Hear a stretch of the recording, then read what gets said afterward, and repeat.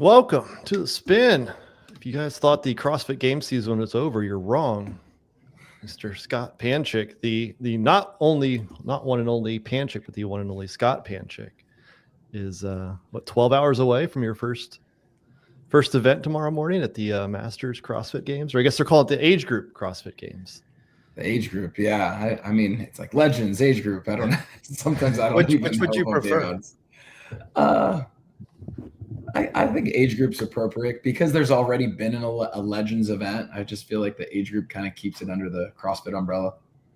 Scott, were you in Columbus during the regional we had there? It's like 2012, 2011.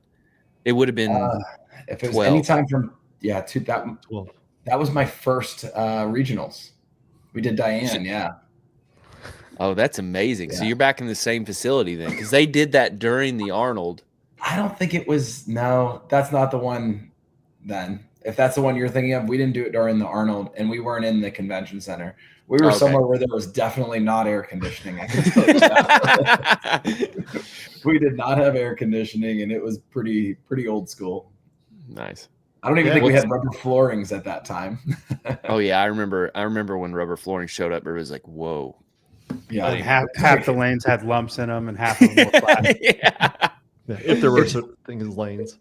It's funny. I feel like we've come a long way in the sport, and it like kind of went up, and then I feel like it started to teeter back down a little bit at times. Well, we got too like padded. Everybody got used to the nice stuff, but we all remember when we didn't have shit. Yeah, man. I think that's why they pulled out the old school wooden boxes for us this weekend. They were like, hey, you know what? These Masters athletes are very calloused, and they can handle jumping on a wooden box and. There's no way they feel their shins anymore. Those dudes are dead to it. At this point, we'll do some pistols and we'll do some wooden box mounts. These guys can handle it. Someday individuals, you guys will get to a point where you can do pistols and GHDs again. It all comes back. Yeah, man. You're still the 35 to 39 age group division. Took a year off last year.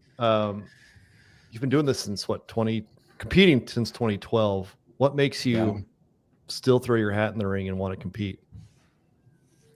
Honestly, last year I didn't compete and I kind of missed it. It was definitely something that I feel kind of makes me a better version of myself as a gym owner, as a husband, as a friend, just like, I don't know, even for myself, just like how I feel, like energy wise. There was definitely something missing, but I've had 3 knee surgeries since 2021. And it's been kind of a grind coming back from that. And I just, it's taken me a while to figure it out. You go from training one way as an individual athlete and coming into the Masters, you're trying to figure out how to do it all over again. And you kind of figure it out. I spent a decade figuring it out as an individual. And then it's like, okay, your body's starting to change and you got to kind of pivot with that as well. And along with some of the injuries. And it's been fun to take the things that I've been learning through that training and be able to provide and give back to our community in that way. I definitely look at our Masters community a little different than I did when I opened our gym at 23, which has been fun. I think it's helped me become a better coach. This will be your first year. Did you go to the Masters competition last year, or is this your first time as like the separate?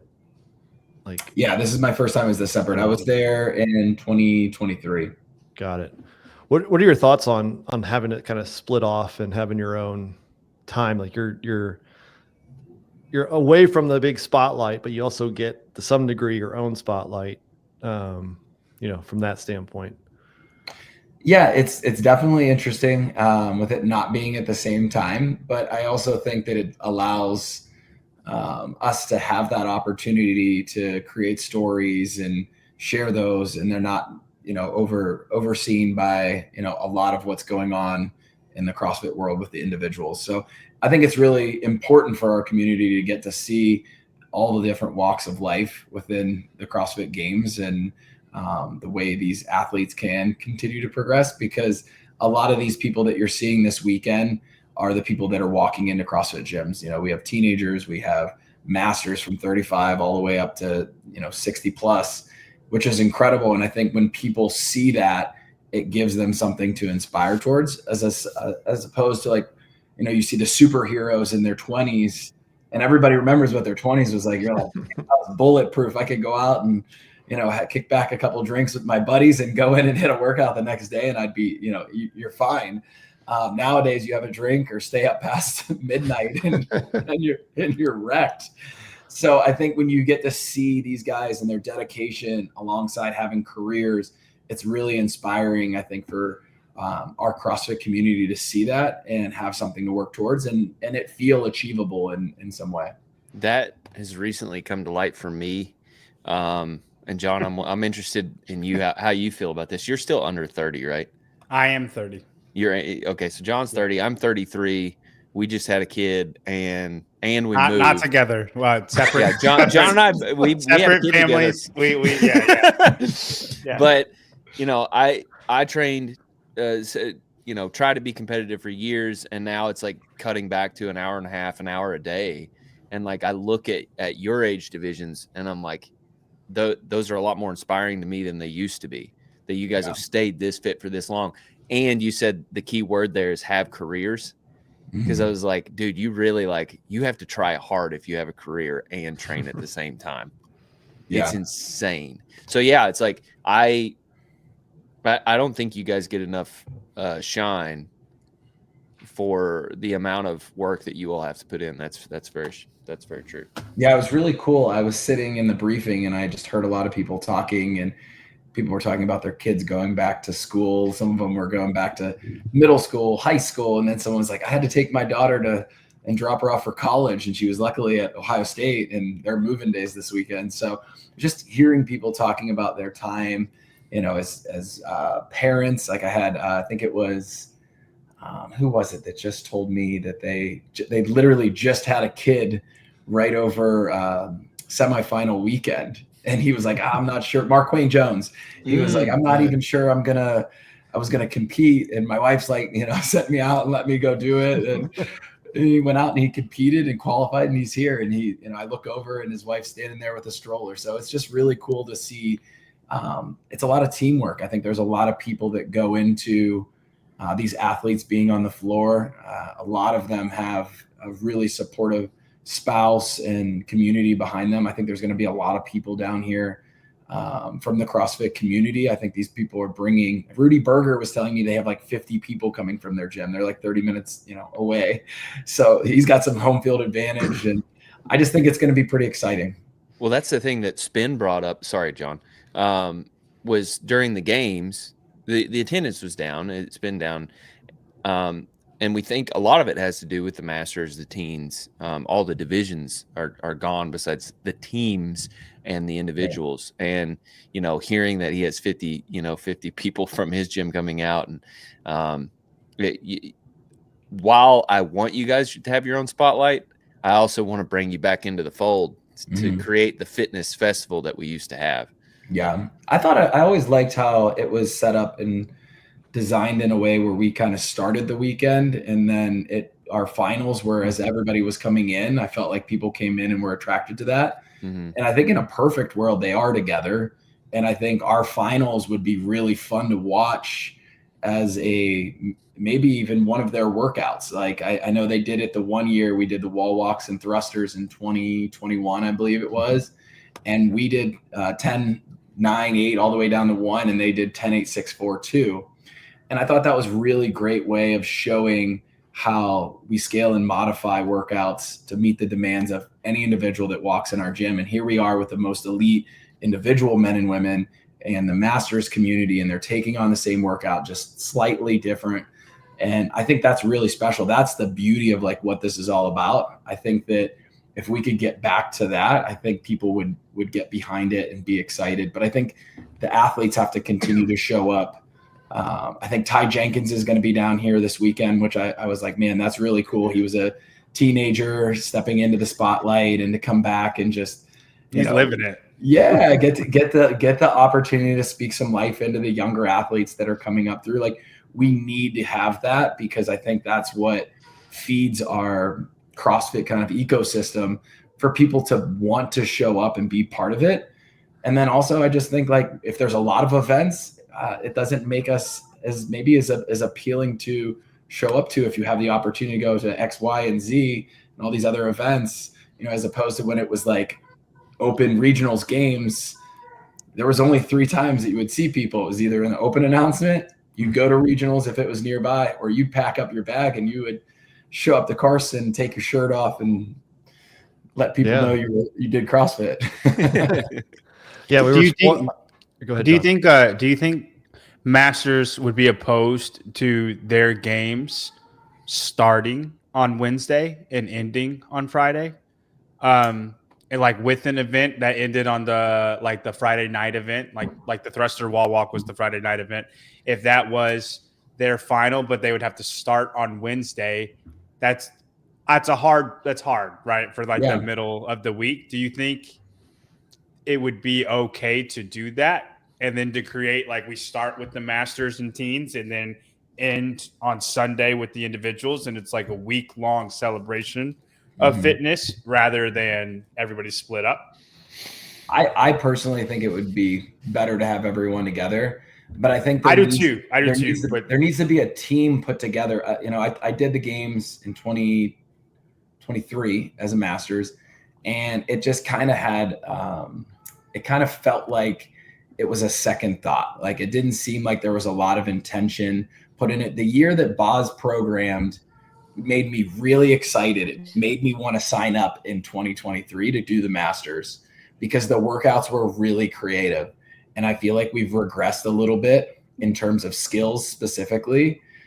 We don't really get challenged with like the high skilled gymnastics, but we went from Where's being Bill on, at? well, we went from being on, like, they did the Elizabeth where they went across the P bars. They had handstand walking ramps. I think they even had a couple pegboards. So they got to use some of those implements that we see in the CrossFit Games, the high ropes and like mixed in with an 800-meter run. And I always felt like that's the kind of stuff that as a Masters athlete, you want to train for. You want to have the ability to showcase your handstand walking and those things that you've worked really hard on. And I think when you separate the two, maybe the resources are a bit less. And then at the CrossFit Games, when we're all together, it's not crazy to say like, hey, like, let's let these 35 to 39-year-olds flip that pig for the first time and put it at the end of the event. They got to flip it 3 times, like something cool that just like makes you feel like you're not at your home gym. And I think that's the beauty of the CrossFit Games, is bringing everyone together for that celebration. But that just might be old school of me to no, I think there's a sweet spot where the 35 to 39-year-olds can do the exact same event, because I think it would be cool if one of y'all like got 5th or even won. Really, it'd have to be like super niche, but to beat everybody, all of the individuals too, and it can be a 1-for-1 comparison with the 35 to 39 group, and then it's scaled down from there in various ways. Dave used to do that occasionally. Like I believe the one year we did Jackie, I think he gave the women a 45-pound barbell, but like every now and again, he'll put a workout in that you can compare the men and the women, even just like the row run event. We saw some of the women really shine in that event and a lot of the endurance pieces. But I think whenever you have an opportunity to let the Masters athletes come in and do a workout like that, it starts to showcase across the board, like, wow, you have this amazing performance. Like I remember Guy snatching something really crazy as a teenager. And I think we had a snatch that year. And I was like, what? This young kid just went out there and snatched 291. Like, that's insane. And I think Olivia did 203 the same year. Yeah. So like when you see that, you're like, man, the future of our sport is so bright. And you look at like these young athletes and you look at the individuals in their prime, and even just like to have the opportunity in some of those older age groups to do some of those things. I think that really is what keeps people showing up, is it's those things that they can't do yet that they want to be able to do, that makes them want to show up and continue trying. You talk about the young athletes coming up, and like, obviously when you started, it was significantly different, right? Like, everybody had a job. Many of you guys all started opening gyms. It feels like that's not the case now. Like, everybody is now a professional athlete. They're not, they're not a gym owner. They're not really as part of the affiliate community. Yeah. What would kind of your message be to young athletes who are thinking about getting in there, and like, should they consider kind of being part of that affiliation, that community, doing workouts with the group, maybe even owning a gym, getting your L1? Yeah. One of the things that I see in the sport right now is that we've created this, like, I have to be all in as a full-time athlete, focusing just on that. And I understand that, because I got to see the sport progress. Like, it went from me being a part-time teacher or full-time teacher and working out in an hour and a half. That was about all I did my first year. And then every year the time started to add up if you wanted to continue to evolve in the sport. And it's what made me, originally want to open a gym. I was like, cool, like, I want to pursue this CrossFit thing. Like, it's very much like being a health and PE teacher, except the people that are walking to my gym, they want to be there and they're going to be excited about the things that I'm teaching them. But as we've gotten further and further along, it's really easy to see, like, athletes being 100% focused on just that. And I would encourage people to find something to do alongside being an athlete that you want to segue into being your career at some point. Like, you will have a career in CrossFit, but it is not a career in a sense of like something that's going to provide for your family someday for the rest of your life. And I think that a lot of these younger athletes that are coming in, they, some of them aren't even going to college, and we know how much we grew through those, those 4 or 5 years in college of learning and understanding. And, these guys are given, money and fame and spotlight, which is awesome, but it's like it can be very short-lived. And the more you rely on just that one thing, the more pressure starts to build year after year. And I think that's where we're starting to see some of the mental side getting very challenging for a lot of these athletes, because everything is riding on their performance for them to be able to continue to be a full-time athlete. But if you have that other little thing that you're working on, and that's why I've always said I'm a gym owner that's a CrossFit athlete, not a CrossFit athlete that's a gym owner, because that, being that gym owner and having that alongside of me when life gets hard and, you come down on a rope and blow out your knee and that's it. Like, but it's as simple as that. Like, it could be that, it could be, and it could happen, on a box jump. There's like a million different things that it could happen on. That's devastating and heartbreaking. And I think that if you have something that you're working alongside, that can help lift you up out of those moments. And I think it also makes you a little, how do I say, not reckless on the floor, but a little less to lose in a sense. Like, I just feel like you'll carry a little more swag and a little less stress. No, that makes sense. I do want to ask you about the Masters games at some point tonight, but one of the things I wonder is, like, there's this big push there has been prior to this point, the big push into professionalizing the sport. And I always I sort of see like this ceiling of where, how much CrossFit pro athletes can be just fully funded by being a CrossFit Games athlete. And I wonder if you sort of see it in a similar light, like, needing to have a career outside, needing to do things outside of the gym and not just CrossFit, or if you do think that they can just be full-time athletes. I think if you're going to be a full-time athlete, like setting some parameters on like how long you're going to go and work towards that and achieve that, because that can start to drag on. I also think that there are a lot of people around these athletes that are allowing them to be on the floor. A lot of spouses that are working really hard behind the scenes. I think that there are coaches. I think that athletes have a lot of high expectation for their coaches, and they want them to want it as much as they do. And I don't think that anyone is ever going to want it as bad as you do. So it's really difficult to have that for such a long period of time without like other things playing an impact on that and impacting your year. And it's like, sometimes you get it right with your training and sometimes you don't, and you're going to go through highs and lows. You're going to have a story throughout that journey. And that story, I think, can be lifted up with community and the right people around you. Or if you're all by yourself and everything's relying on you, and you start to carry more and more stress. And I think that's where people get burnt out. I think we're seeing a lot of athletes burning out a lot quicker than maybe they have in the past. And I don't know if that's like the pressure to, be the best in the world. Is it like that pursuit of like, hey, it's a pass fail. If I don't win, I fail. And only one person gets the win. So like, does everybody walk away failing on the year?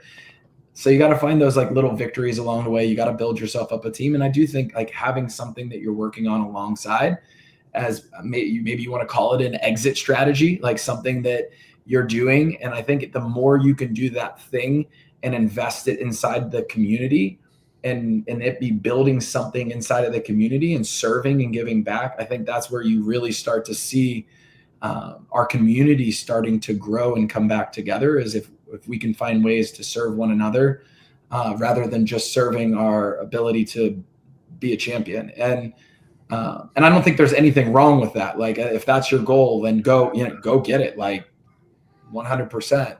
But just know like there's risks associated with any direction you're moving. It ain't all sunshine and rainbows, as somebody famous once said. Yeah. As for the actual Masters, Tyler? It was Rocky said it. I was gonna say he goes, somebody famous. Somebody famous said that. I couldn't remember if it was Paulie. Dude. I couldn't remember if Paulie originally said it or if Rocky said it. It's in the newer one. As for the actual Masters games, I'm not going to actually talk about the actual games, but like competing this weekend, you now have 2 children, wife. How does that compare to 13 years ago? Like just your mindset going into it, what your goals are, how it is to compete with a family there watching you. Yeah. It's funny. It's funny. I told my wife when I came home, I was like, I'm sitting in the briefing and I'm like, I was pretty relaxed like when I got there, and it was like I'm sitting there and people started like talking and asking questions, and this briefing turned into like, it was supposed to be probably about an hour, turned into like 2.5, 3 hours, and people were like asking questions, and things are getting like not heated, but like people wanted like, is it black? Is it black or white? Like it can't be in between. And then I'm like, yeah, it can't be in between. And I like from being like real chill. So like it's hard. You go from, spending a decade in the sport and like your goal is to win the CrossFit Games. Like that 100% is something that was in my head each day at some point. To now, life is definitely a lot different. And, even after I got married, I felt like things got elevated in a sense of like, I felt like it got easier. Like my wife was more supportive, but like when you started adding kids in the mix, I feel like I feel that serving, right? Like I feel like I can feel God teaching me patience and kindness and the stress that comes along with, not getting the perfect night's sleep. And you go from 10 years of waking up and like trying to create the perfect day of training to a little bit of unknown and unknowable of getting woken up in the middle of the night and, I'm having a bad dream or I'm sick and not feeling good. 2023, when I went and did the Masters Games, it was the first time in all my career that I got sick. Like I was so sick going in. I had not eaten anything for probably about 5 days. And I was sick as a dog. And my daughter's just like, I just want to watch daddy work out. And I was like, all right. Okay.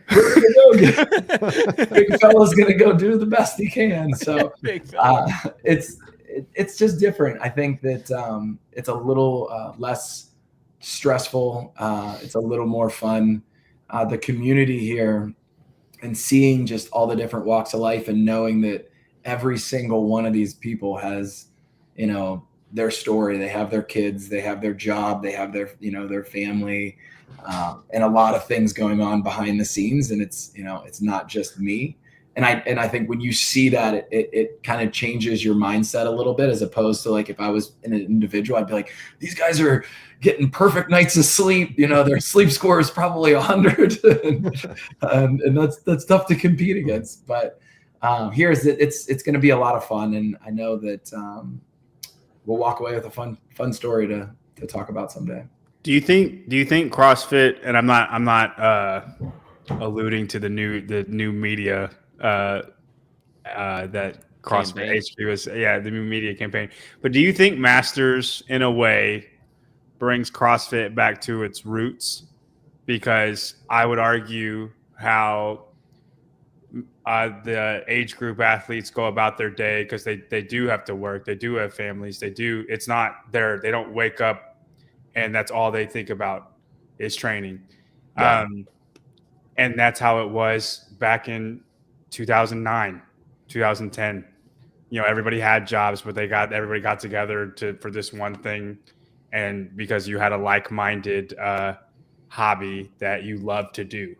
And then it progressively got more and more, I can't make the games unless this is every single thing I do revolves around making the games.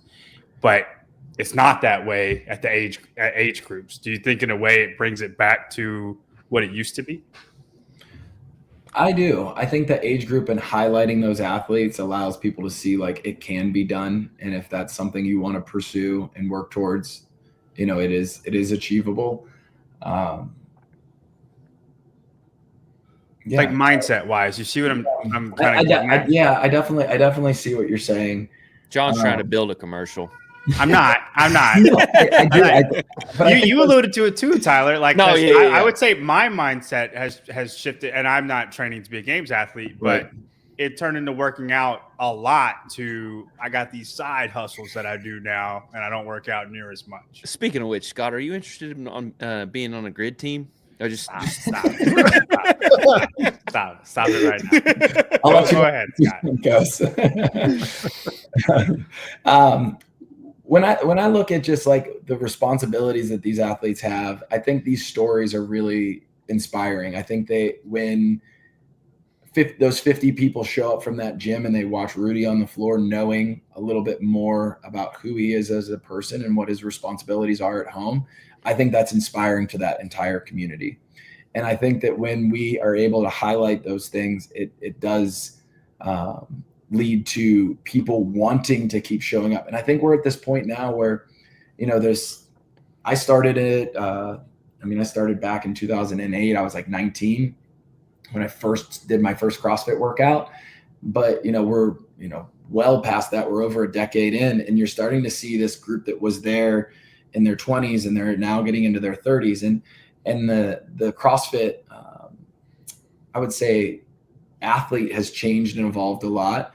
And I think that, like you said, John, that you said that it does, is it still achievable? And I think people need to understand that it is. And I think that the perception that's put out there for the elite athletes is how these athletes are training, and they're not. And I can tell you they're not training like that. I think that you can train, you could spend 30 minutes in the morning doing just pure conditioning, a monostructural movement, and then go do a CrossFit hour class, and you can get it done. And I think in time, if you're focused and understand what you need to work on, you could show up here or progressively get closer to being here.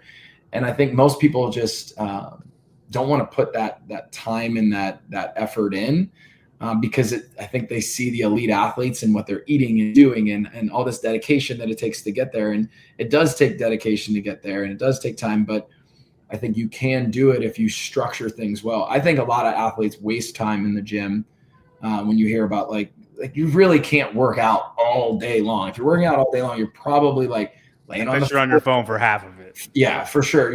You go on and check out your Instagram readings, and I would bet they're probably pretty high. How much are you training these days?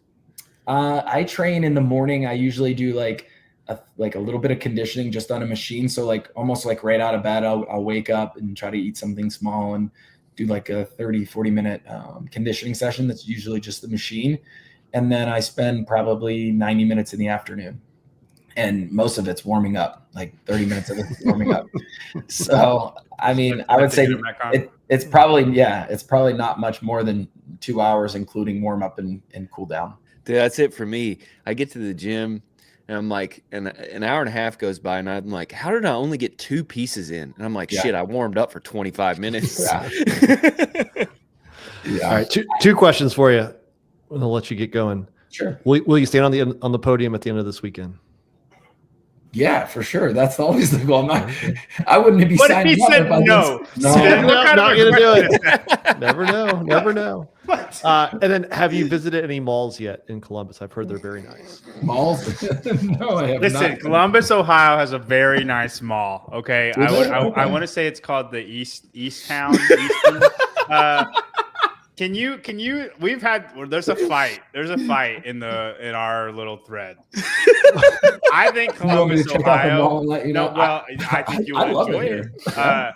I think Columbus, Ohio is a beautiful city. And then some of the guys in the chat think it's not a beautiful city. Can you give us your opinion of Columbus, Ohio? There are definitely beautiful parts in the city. He said parts. There are definitely beautiful, but there are some. I think I drove down a couple streets that I was like, Hey, you get that with every city. But that's everywhere. Yeah, I mean that's definitely everywhere. I love it. Take Kristen to the mall. She would love Scott's it. coming from Cleveland, though, so come on. I'm coming from Cleveland, yeah. So, but I'll tell you Cleveland's what. mall is I will say trash I love compared it. to Columbus's mall. I do love the fact that it's in Columbus. I definitely think that that's a great place. It makes total sense with Rogue right there. I mean, wouldn't it be nice to not have to ship anything and just drive it down the street? Right. Put it in. I thought we were going to get some I really miss cool equipment this year because I was like, it's right there. Right. I do have one additional question. Sorry, Spin. Sure. Yep. So how does it feel to do weighted pistol squats since 2014? That was the last time I did them. I knew it. I still have not. It's funny. My training has definitely changed a lot. And I think what I'm most excited about this weekend is to see how my training carries over to doing some things that I have not been doing much of. And that's like a perfect example of something is like, I haven't done a weighted pistol since then. I haven't ran outside since we ran a 5K in 2023, but I have been running on the runner. I have been doing a lot of conditioning in the morning. So I get a chance to see like, did my aerobic capacity in this way of training, and I did a lot of biker. Is that going to help my running? Like, am I going to do well on the run? Same with the clean and jerk. Like up until about 10 days ago, I had not done anything over. I think it was like, I did one heavy clean for Legends to qualify with my wife. But other than that, nothing over like 225. But I've done a lot of front squatting and I've done my jerks. And so like, it's cool to see like how my knee's going to hold up, training and working around it. And then being able to take all those things that I learned and figured out over the last, 12 weeks and start to sprinkle them in for our community and our people that have, some of those issues. And I think that's how our sport continues to evolve. We continue to try things and then go back and be able to share them with others. Awesome. Well, Scott, I don't want to take you any more time of you Sure. tonight, but thanks for joining us and good luck this weekend. Yeah, I have a question for you guys. What do you guys think of the weekend and the programming? And then I'll let you go. Yeah. I think you're gonna win event 7, and then that's all I'm gonna say. Okay. What was event 7 is the overhead squats and box it's the one you're gonna win. Don't worry about it. We have just in our briefing we did find out we're stepping down off of 30 inches. 30 that's inch trash. box, so. Oh man, I was basing my whole thing off of that. But go. It So maybe is so that changes hard. it. It's so hard to step down from a 30-inch box. It really is. Dude, when they told Colton he had to do that, I felt so bad. Good for luck, him, man. Because I was like, this don't feel good for me. I almost can't, especially like on a tight day where I'm like, yeah, my hips don't feel good. It is like really hard to do. Go YouTube, box jump, 30-inch box jump step down. You can't find a video. Nobody does it. I have a whole bunch for it. My opinions on the program are completely colored by watching Hiller's video and total destruction of it. There are some stuff like he has some major issues with it. I won't say that I'm that far, but I do think some of it's a little goofy. I do not understand for the life of me why you guys are doing weighted pistols. Number one, because I just don't think they're a good movement. It's cool to watch, but I just don't think it's worth it. You can program something else around it. I think I get the intent of what they were trying to do, but I think the execution at large is a little weird. I think their thought process is that we want to test mobility for Masters. and that's, I mean, I'm serious because I think mobility should pay off. Like if you're super mobile as an older athlete, you should get points for that. You should get benefit for that. And I think that's the thinking behind it. Maybe I'm wrong, but I could see that being a thing. Yeah. I mean, flexibility is a component of fitness for sure. Mm-hmm. No, I go back to what we've been talking about, just the regular individual CrossFit Games and teams. Is I still miss the outdoor, like doing something different. And I feel like, and I have a viewer comment here we'll talk about in a bit, but like you're finding the fittest in the gym. We're trying to find fittest on earth. And like, I feel like that requires something outside the box and give you guys something that's like really cool, different, that you can't do inside of a gym. Right. Because you could do all of these workouts inside your gym. Yeah. But like to have that ability to do stuff outside, to do some, like, again, some odd elements, things that you've not seen before, I think is just really cool. On a run. Yeah, we're gonna go for a little run. Yeah. You can't please them with programming, Scott. If they don't like do the freaking, I don't know, capital games. Like you have to do the capital every year. I thought the year Boz programmed was really creative. Like it was really refreshing with new ideas and new things. Aside from I would say the crossovers. I thought that was the only one I was like, this is like, you got to take the good with the bad, man. With the capital, you got these crossovers. Yeah, it's easy, and it's easy. I was actually talking to Boz about this. I said, everybody wants to believe that what they've been training is CrossFit. So when you show up and you don't get the things that you were training for, you're like, this isn't CrossFit. Like, what the heck are we doing? Like, I didn't sign up for this. But yeah, it'll be a fun weekend. I think the only thing that I was not a huge fan of is like AMRAPs, like at the CrossFit Games. I think Andrew had mentioned that. Like, it makes the event completely boring as soon as you start. Yeah, I thought it would have been cool. I had mentioned to a couple of people I was sitting by. I was like, it would have been cool if they just said, okay, max calorie on the row until the 18-minute mark. Yeah. Well, or something. Once you get through it, and then just go for it. Yeah. I wouldn't mind an AMRAP if literally one person was able to do one round.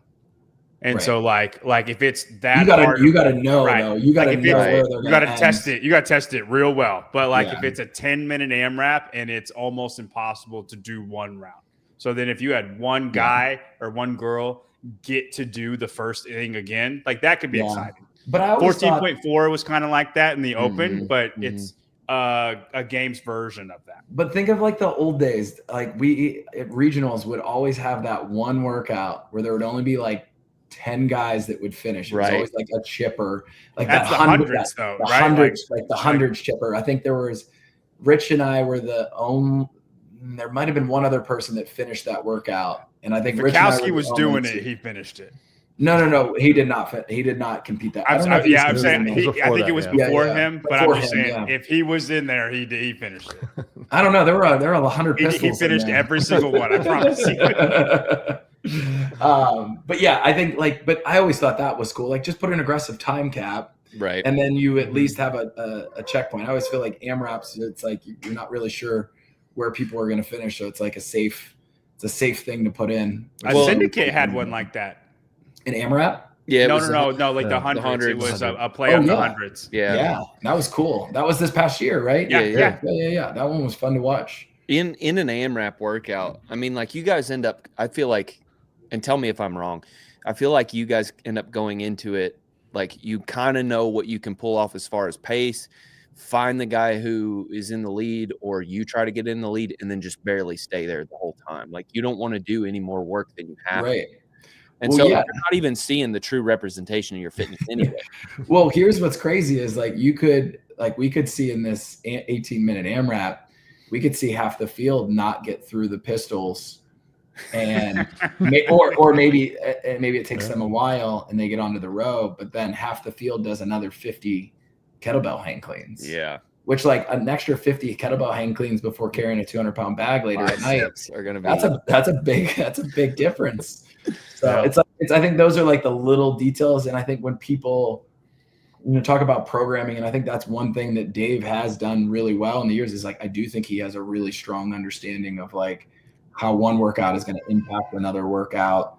And obviously with his testing process and the people he's bringing in to do it, you see that, throughout the weekend. But I think everybody's always going to have a workout that maybe slips on by and you're kind of crossing your fingers like, I hope somebody can get this done. You make a good point, though. If I knew that I was trash at pistols, I would just not go hard at all. And then, you're going to get to them and then just do one or two. And then that's just what it's going to be. Right. But you wouldn't have to work hard at all. So if somebody was really good at pistols and they're pushing for 18 minutes, 100% that would affect the rest of the competition. Yeah. We have a 3-minute AMRAP too that I'm concerned is going to be a lot of ties. There's no tiebreaker for it. And we're pushing deadlifts and pushing a sled. I'm hoping that but like, I'm not sure with 30 guys, like. Is the sled like 10-foot sections? 20 feet down, 20 feet back. So. And no points in between. They're 5 foot. It's 80 foot. So it's 80 feet, but you get 5 foot increments. So I'm hoping it'll start to space out a little bit, but we don't know what the weight is on the sled yet. So we'll find out. Yeah. What if it's an empty? I hope it's an empty sled. I hope it's an empty sled too, because at least that would. What's the weight on the deadlift? And then it's 3 minutes. So you're just flying. Think 800 meter for time flying, right? Yeah, it's 3 deadlifts and an 80-foot sled push for 3 minutes. So you're there's got to be there's a lot of transitions still, because you guys. So I hope it's sprinty. A heavy sled would ruin that a bit. I think so too. Yeah, you're right. I think it has to be like that's if you were programming that for your class, that's how you would program it: heavy deadlifts and then sprint a sled. So sounds like a workout I would not. Well, I programmed all the workouts, variations of the workouts for our gym. I always try to give our gym like a little bit of a taste of like what we do. Even when I was at the games, I felt like the games were actually easier to put in into classes than the Masters, believe it or not. Like with some of the this year, especially this year specifically, it was very simple and just easy to follow. It was fun. I thought they did a great job on the individual side this year. How did you change the snatch workout for class? The snatch, you just lower the weight. Right? You just lowered the weight. I just wondered what you lowered the weight to. 95, 65, 135. Yeah, you could go real light. Yeah. Okay. Cool. Scott, I appreciate it. Yeah. Good luck tomorrow and then the rest of the weekend. Thanks, guys. Have a good one. Go on, Scott. Good luck. Scott Panchik. There we go. I think you had him on a lot longer than you intended to have him. I did. But, hey, he was good. I appreciate Scott. No, he's great. That's good. All right. Rest of the show. Got some viewer comments. You guys need to. We had some really good comments, but not a lot of comments. So make sure you throw those in there for next week. These are rookie numbers. I went back through to our January 1st episode and pulled all of our predictions for 2025. Yes. And we are going to see Dude, how well we have done. Scared. And then we'll do some blind rankings, and then we'll finish up with something. I don't know. All right. First up, were your Kai's comments not working for half the time? Oh, yeah, I was freaking out. They weren't. I had one comment, and I almost thought of I'll go in and go back out and see. And then they just all appeared. Yeah. So if we didn't pull up your comments, it's because we didn't see them for half the time, and then I pulled up YouTube because I was like, "What the hell?" That is little going show on? comments on stage. I almost clicked that, and I'm like, I'm just gonna wait till Scott's off just in case that happen, because I didn't know what would happen if I pressed it. So. That's when you get the live. You mean this one? This one here?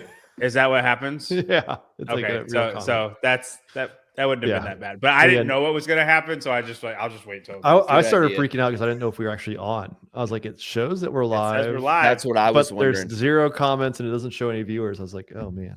StreamYard he goes screwing with shit sometimes. They've done some upgrades, and I think they probably something was messed up. Anyway, back to viewer comments. All right, first one is from Vishal Sawaria 6549. I want one article on your website. May I know your email ID? I have ready order. Reply me fast. Great comment. No. Great. So thank you. That was actually the second comment from Vishal. Actually, my email for Vishal is brianfriend@befriendlyfitness.com. I don't know. Is that true, Patrick? I don't know. Let's see. Next one up.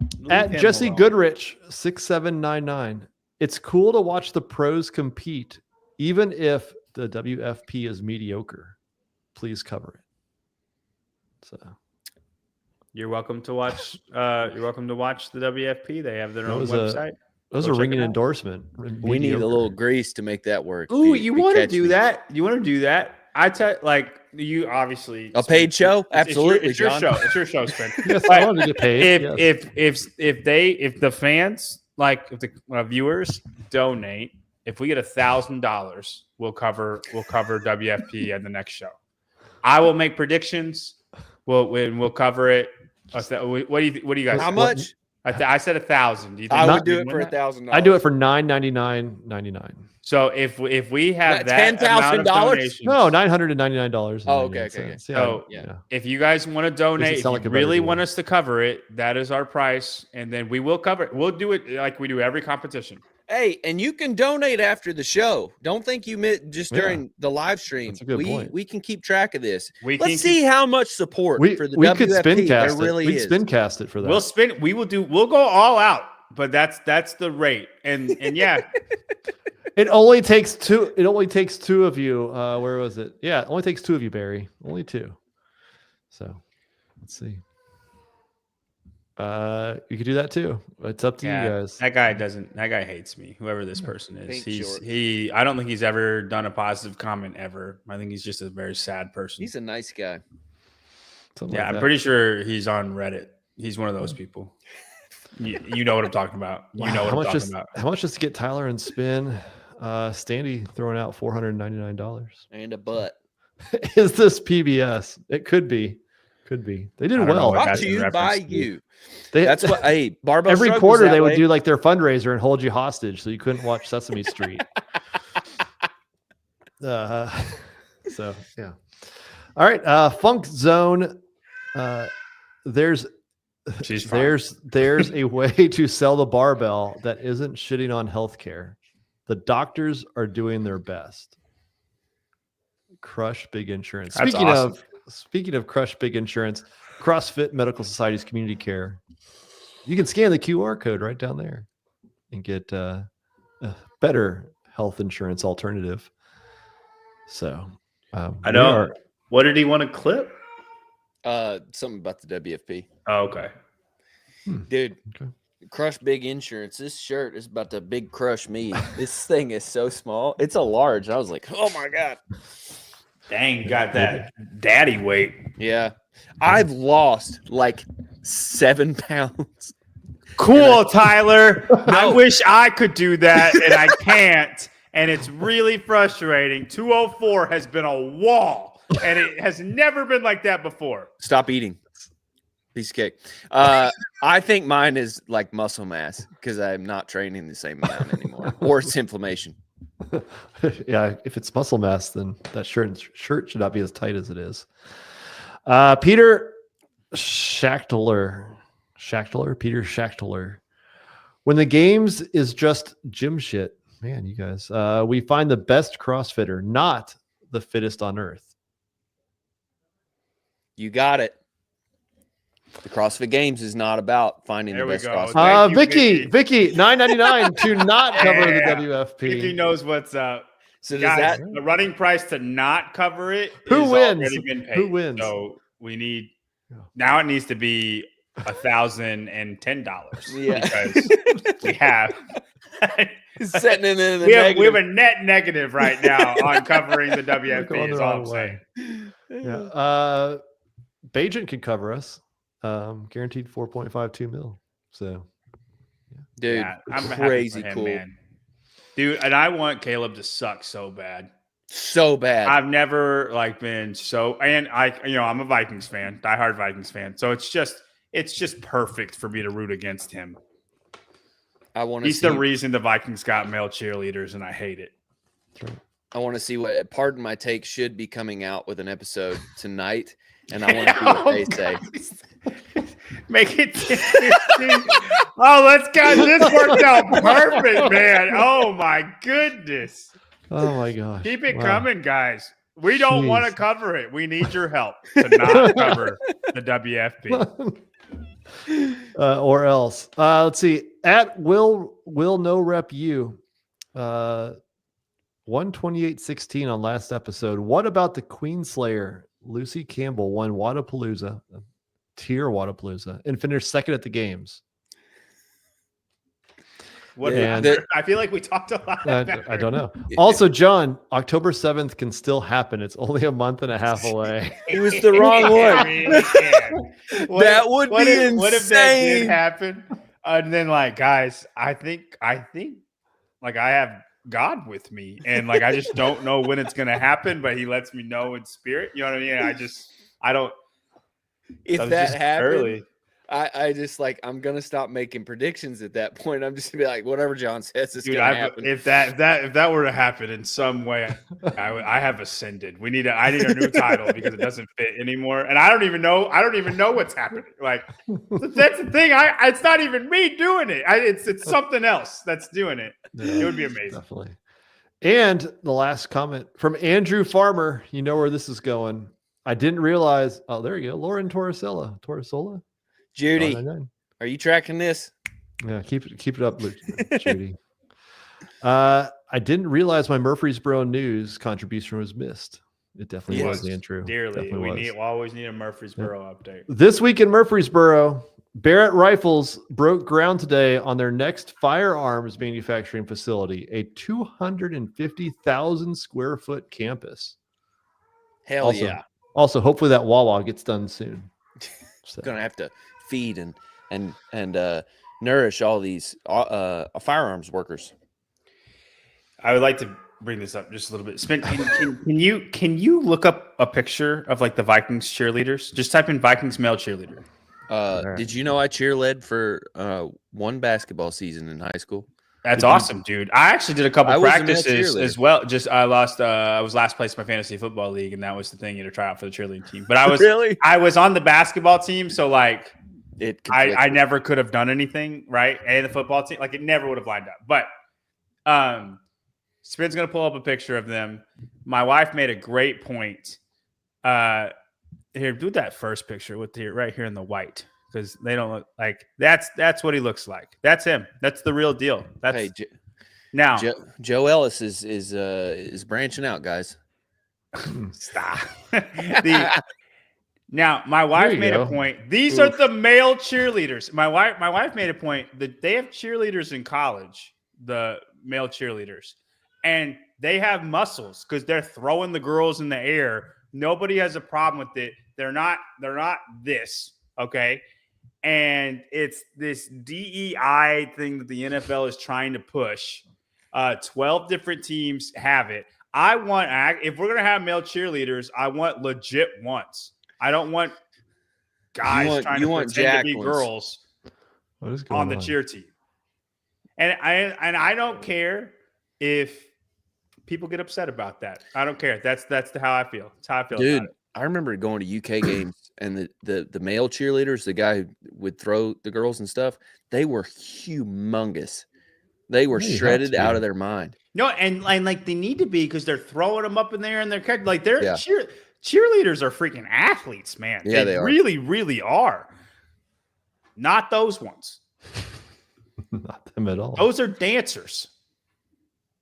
Male dancers. And I don't know. It makes, obviously it's my favorite team, and I like it. That gets thrown in my face a bunch, but and my mom is quick to point out no male cheerleaders on the Texans. Cool, Mom. That's cool. I don't even care if you're a male cheerleader. I want real ones if we're gonna have them.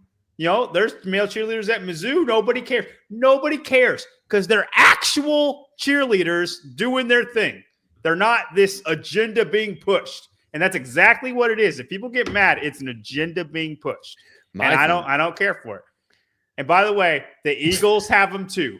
Okay. It's not just the Vikings, the freaking Super Bowl team. They have them too. My thing is, I don't know that I roll this out at the Vikings. That's the wrong crowd. I mean, there's not really a good crowd in the NFL. You don't roll the it out in NFL's the bad NFL, crowd. dude. But was this a coordinated like effort by 12 teams? 12 teams in the NFL got This all male decided cheerleaders all this decided year. to? Now, if you look it up, there's been male cheer. Like I did a deep dive on it because I was upset about it one day. if you did a deep dive, there have been male cheerleaders since 2018, but it hasn't been. It's not what this is. Not dancers. Okay. And that's what it is now. 12 teams this year got them. The Ravens are up there. The Ravens have like 12 of them. The Eagles have them. The Vikings have 2 of them. And I only did this dive because people keep sending me stuff about them, and I'm sick. I don't want to look at it. And it's not like it's not a thing of like I'm telling people how to live their lives. It's just I just don't like it. Okay. All right. There you go. I don't like an agenda being pushed. It's ridiculous. All right. Well, we're going to move on to the 2025 predictions, see how we are right after this break. The game is rigged and not in your favor. You've been sold the idea that health insurance has your back, but you're not a person to them. You're a number, a stat. It was never about your health. It's about their profit margins. But there's another way. It's Community Care, a healthcare system powered by the same values that make CrossFit more than just a workout. A community that helps each other, covers each other, and rises together through sickness and life's most unexpected challenges. It's time to rethink healthcare, to stop relying on the system that's failed us. They sell sick care. We power health. Community Care. Scan the QR code right down there in the bottom left. Other left there, Tyler. And go check out Community Care, a health insurance alternative, or you can go down in the description down below and click on that link. All right, 2025 predictions. The very beginning of the year, the very first day of 2025, we decided to go through and give our predictions of what we thought would happen this year. And they ranged from games predictions to what else? Athlete predictions, Berkshire predictions, all kinds of stuff. And we're going to see how well we did, because I'd say almost all of them can be decided on at this point. That's true. That is and true, you know Charlie. what? If somebody said, I don't want to look at that, I wouldn't blame them. I don't. You know what? And I would say, I get it. I get it. I wish they weren't that tight. I can't help it. Yeah. All right, here we go. First one. I got this is gonna be we're up in the production value this time. So here is the very first prediction that we gave almost 8 months ago. My very first one is at least one perennial games athlete will miss the games due to a scheduling conflict with the World Fitness Project and all that stuff. And so, like, what I mean by that is they're contracted to do a competition. They didn't make the online. Maybe you can do multiple and they were only able to do one, and then like they couldn't do another one because of it. A scheduling conflict of some sort will cause at least one perennial games athlete, by that like over 2 times, to miss the games. I feel like I was dead on the money. I think so. Looking back, that was a low bar. I think at the time it wasn't. At the time we didn't know. We didn't know how it was going to play out. Yeah, we didn't know anything. Emily I Wolf's would- the first one that comes to my mind, but are there more, Spin?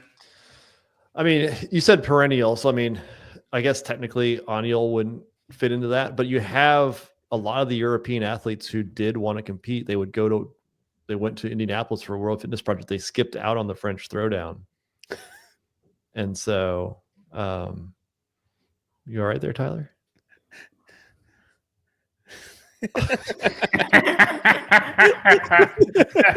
Underrated comment. That was great. So no, I think while it may not be super obvious, I would say BKG, like all those guys who did World Fitness Project, whether it's direct scheduling conflict where they couldn't do 2 competitions because it was the same weekend, or there's back to back and people picked and choose what they were going to do. Right? BKG put all of his eggs into the semifinal basket. He didn't go to Wadland. He didn't go to French Throwdown because he also had World Fitness Project. Mm-hmm. So I would say 100% that is right on track. All right, starting off with a win. I can't. You clearly did not hear what I said. I'm like all about the college cheerleaders. They're fine because they're actually doing stuff. I actually complimented male cheerleaders. Go back and watch the tape. See me rolling. Okay. Don't comment something stupid if you didn't watch it all, gather all the information. Okay. Would Emma Lawson count? No. She did the World Fitness Project. Still. But it wasn't a schedule. She skipped the Open because of her back. Yeah, I'm with you. Yeah. But all right, second prediction. This one goes to, I guess it's technically not a prediction, but Tyler threw this in here and we had a good discussion. Isn't one of my predictions. It's just a fun thought. Over under. How many games athletes of the top 20, so 40, will not be there from last year? I would say, let me put that at like 10. yeah. Over? No. I mean, that 10's a great number. I would have to like put a hard look on it. That's men and women. Are we counting like top Laura 20 men, and top Emma? 20. Yeah. We're counting like Emma's not going. She's retired. I kind of want to lean towards like the whole WFP thing, but there's the Lazar stuff too. So we'll just say everything. Do you guys know how many athletes, top 20 men and women, do not repeat? I mean, I think it's over 10. It is 12. Keep going. 15. Keep going. 19. Yes, 19. Whoa. Let's That go was through a it. low line. All right, Brent, Brent, Sam. Keep going. Saxon, due to WFP. yes. Travis Mayer. Yep. Heinrich. Yella. BKG. Cole Graysaver. Anya Lakai. Yeah, that's it. 10. And then that's so 10 just for the men. 10 for the men, and then on the women's side, Gabby, Emily, Bethany, Paige Semenza, Alex Kazan, kind of. yep. And then, okay, the women were a little bit better. Emma Lawson, Carolyn Stanley, Linda Kiesman, and then Chloe Gavin. Yeah, that's 9. Could say 8, maybe if you don't count Alex. She would have been like, yeah, she would have qualified. It wasn't her choosing. 19. But almost half of the top 40 last year, or the top 40 men or top 20 men and women, 40 athletes. Crazy Town Banana Pants. Good. I'm giving myself a point for that. But dude, that was good. But I don't think you would have said that the games was any less because of it. No. I thought the games was better than last year. Obviously, there's a lot of different circumstances, but yeah, one. I think the games is better than the last 4 years. I'll put it like that.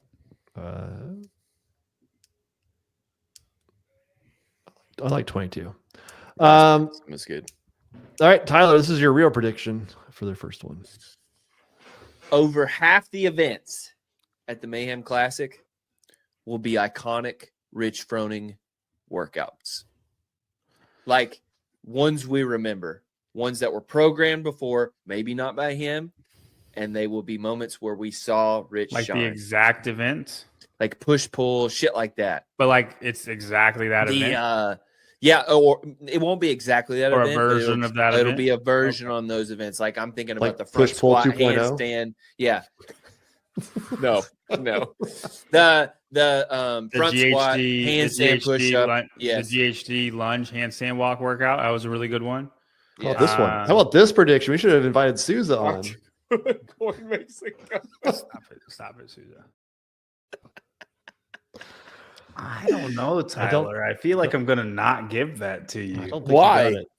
Like I know he did like a post of this is where we got this from, but the workouts weren't like those workouts at all. They were very deviated. There's only 5. Yeah. So you'd have to I have would at say least the thruster 3. legless one, I would give that one to you. With the dumbbell thrusters and the legless rope climbs. I'm not giving myself the first one. From what? What would you say that's the same? Legless in 2013, it was thrusters and legless rope climbs. Okay, it was literally the same two movements, and then it's just more reps, and the rep scheme went down the same way. All right, I'll give it to you. I know you weren't looking at that spin, but I 100%. Heavy Isabel was not a classic Rich Froning workout. I mean, it wasn't, dude. Yeah. It was an Advocare deal. Okay, that's not. Shout out Advocare. The hundreds in no way was anything. No. So what do we have? The first event, and the that one final. was too derivative. It was way too off of burn and run, Yeah. and the last one was nothing that was like it. Damn. So, one-ish. Nailed it. Okay. I'm not gonna give you points for that one, but That's all right. All right. This one is me and kind of Tyler. I'm going outside the games, still related to it. I'm going to say Berkshire sells CrossFit LLC. Damn, by the end of the year. That was my I okay. I'll one up you. off the record to who? I don't know. Oh, okay. 6 months. I didn't know wanna if you had say anybody 6 in mind. months. Within the 6 before the games. Before the games, it's sold. For the games. You would think they would sell it right after the games, unless somebody else dies. Then before the games would be better. Gosh, I can't believe I said that. So y'all don't get a point because we don't know. That one's still up in the air, but Tyler did not get his right. It was No. not before the games. I feel like this was before Emma Lawson withdrew, right? I feel like I said Emma Lawson's going to win the CrossFit Games at some point in here. And then she withdrew like a month later. So I already know that's coming. But I'm still holding out hope. It's imminent. That's what I've been told. We've been told that for a month, dude. Yeah. Any day now. Just keep waiting. We'll be there. All right. Let's see. Next one. John, you go back to back here because you got a whole bunch of them. Yeah. Where is the Hawk Tua coin? So is it going up? Swallowed. Is she still around? Sorry. Swallowed. Oh my god. I think she got in some legal trouble, like some real bad legal trouble. Oh no. Poor girl. Yeah. Too many people bad around her. All right, here we go. John.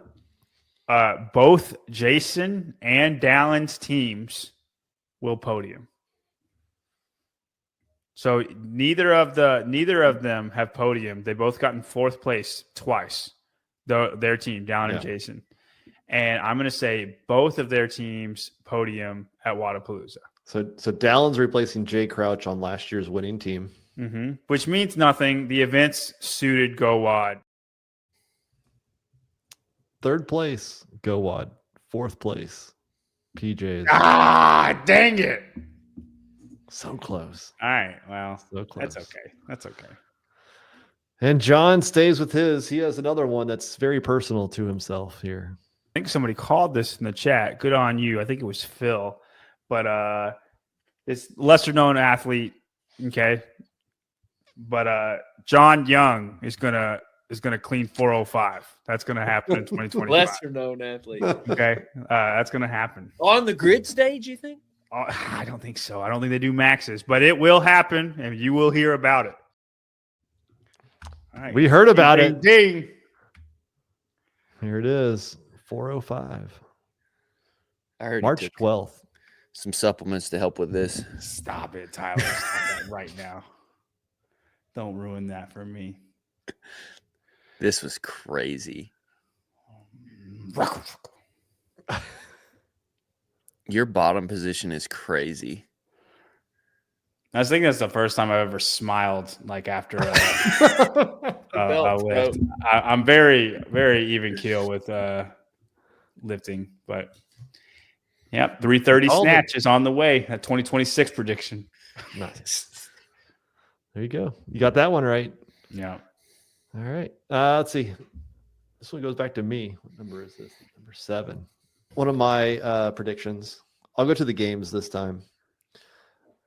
Tia Clear Toomey wins the CrossFit Games. Whoa, going out on a ledge. Dallin Pepper also wins the CrossFit Games. There you go. There it is. Okay. And Tia retires after she wins. That's a bigger prediction than anything you've said. I think Tia's staying for 5 Doesn't count if she retires before. I think Tia is going to stay until Willow goes to college. I think Tia is going to be 53 years old and still win the CrossFit Games. She gonna do the LeBron and his son thing? Mm-hmm. Yep. Yeah. Yep. Until Willow's good enough to make a real competition, Tia is going to do the CrossFit Games. And then do it 1 year together. And Willow will make it at 14. And then obviously be burnt out and, never do CrossFit ever again. So is that a parlay? Because there was three bets. I mean, he was wrong on everything but Tia. So he was. It's close. I'm giving you a third of a point. I'll take it. I don't think we should give for Tia to me. We're gonna give him a point. What? Come on. No, go back to January 1st. We didn't know if she was even going to do the Open at that point. That's true. I called that she was actually going to do the Open. Yeah, you did. No. I called it. No. There you go. Hey guys, remember when I called Tia Toomey to win the CrossFit Games? Yeah, take that. Oh, that was good. All right, this one is a little bit longer. We'll have to let Tyler I was getting ready to say it has wax poetic here. This is gonna be a good one. So enjoy. Hey, Tyler, your next one. I wanted to do this in a polite way, and I'm not doing it in a rude way. No. But this will be the last Waterpalooza we see on a live stream of. What? Mm-hmm. What? The friendly death of Waterpalooza. It is not for what you think. I think with the athletes signing these contracts. Well, I think people would say oh, it's either because of Brian or Waterpalooza has been on a downhill. Anybody thought that. Why? No, nobody thought that. Oh, nobody thought that? Weird. So, I'm sorry. Why I was not thinking that.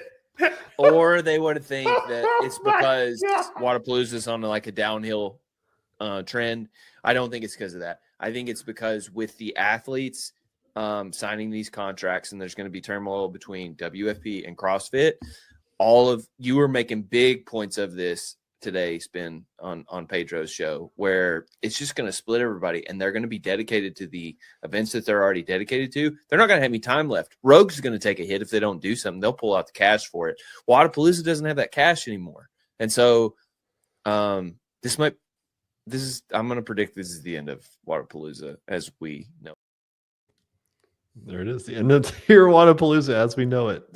At that time, it's still up in the air, technically. I'm 100% wrong. Dear Dylan, I apologize for making that prediction. Stop it right now. Oh no. No, this whole WFP thing is playing out a lot differently than I considered back then. I think I was a lot more hype on it being a threat back then than I am now. I mean, they're sinking that ship faster than we can put bucket the water out. What if we cover it next year? Well, if we get that $1,000 by the end of the show, we'll probably save it ourselves. But no, I'm totally reverse of this now.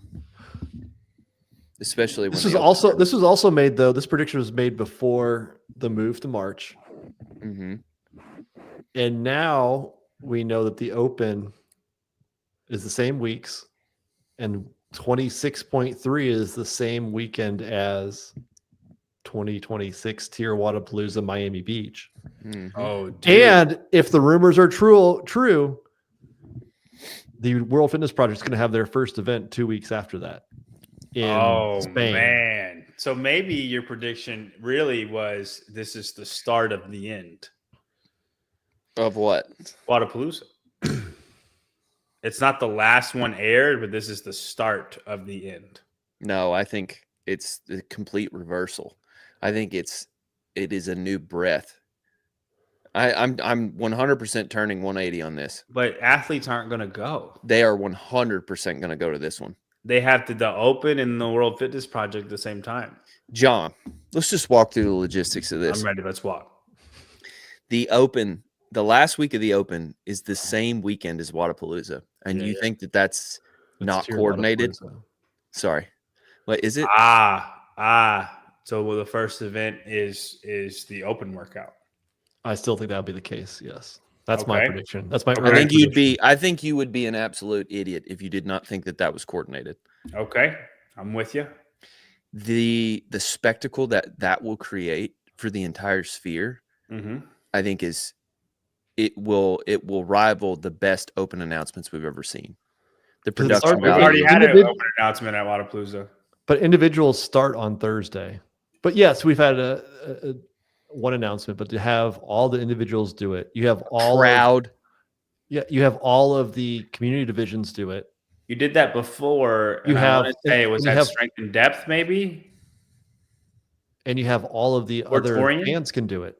Like, you think about it, you have an extra stage where all of the fans can just cycle through and do the Open. Wow, yeah, all of it. The amount of content, cool. Okay. The party feel of all of that, the crescendo, and then the fact that the Open is not nearly as like cutting as it used to be. Like, as far as like, if athletes don't do it exactly right, they're out. Like, the athletes just basically need to do it at capacity that they're used to doing it, and they'll be fine. It's the Open. It's the Open now. But this is a pivot that the entire Open could make. I mean, the excitement that will be drawn out of Waterpalooza will be hard to duplicate in other places. But I think, like, if you have a good week 1 Open announcement and a good week 2 Open announcement, that last one as a crescendo at Waterpalooza would be like, it'll be watch that. It'll be the rekindling of the Open. I want to say they did that at Torian 20.5, maybe, where it was the choose your own adventure. The 120 wall balls, 40 ring muscle ups, and then 80. What was the other movement? Row, 80 cal row. Yeah. So, do you think that's? They've done that before. Is all I'm saying. It's been done before, but Waterpalooza, it would work. I'm with you. It would work. Yeah. If you're a top games athlete, if you're a signed pro athlete, do you do tier Waterpalooza indie or team, or you look like an asshole? I think you still do everything. You got to think the games was what, 3 weeks, 4 weeks? What? This one that's coming up, is it 4 weeks games or 3 weeks? 4 weeks later. So, I mean, I think you do everything as you would, and then it's just the next thing up. You just show up. It's just a contract. And I think we're going to see, like, they wanted it to take over, but we're going to see that, no, they're just showing up and clocking in. They're not training for it. And then the people that you've hitched your wagon to don't train like they used to because it's not the freaking CrossFit Games. Very well could be. Clip that. Clip it. Okay, we'll do that. Let's see. Next one. It's mine. Number 9. Here we go. It's talking about the 2025 Open registrations. The Open registration in 2024 is 344,000. Over under? I'm going to put the over under at 275,000. I'm taking the under, dude. I'm going to say over. I'll go registration. I'll go over. That's a 20% decrease. Yeah.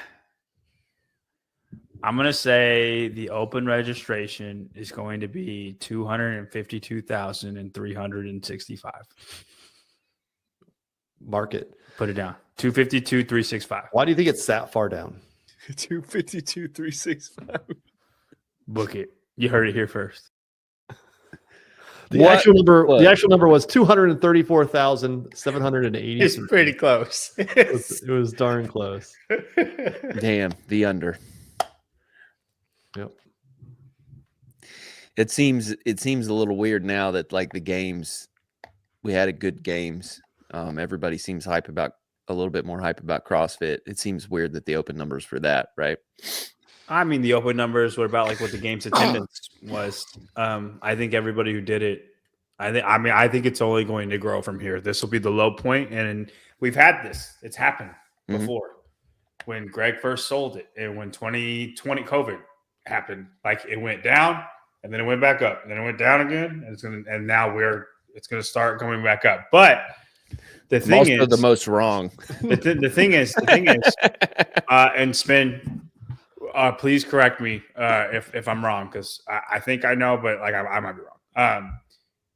The starting point when it goes back up has been higher every single time that we went back down. Does that make sense? Not the peak. The peak hasn't, but the starting point of like where it started, right? It goes 2014 is the peak, but it started at 2007, 6, right? 7, yeah. And then it went down, and then it peaks back at like 2023, and then it went back down. But like where that starting position is, it's the highest starting position we've ever had. So I think it's going to continue to grow. Obviously, I'm optimistic. Obviously, this is what we do. I want it to succeed. But I think it's only going to get higher from here. Just wait till you see some Move Max open workouts. Wow. Then it'll really take off like a rocket ship. 40-minute AMRAP. Meredith Vogel Thomas. Dallin mentioned there might be a change to that format on Boys Interrupted. She's talking about know. Tier Waterpalooza. Waterpalooza. Tier Waterpalooza. They know something. They know something. Seema Roland. Brute Camp sure knows a lot about future events. Well, maybe. Maybe. I don't know. They only know what we allow them to know. Ooh, okay. All right.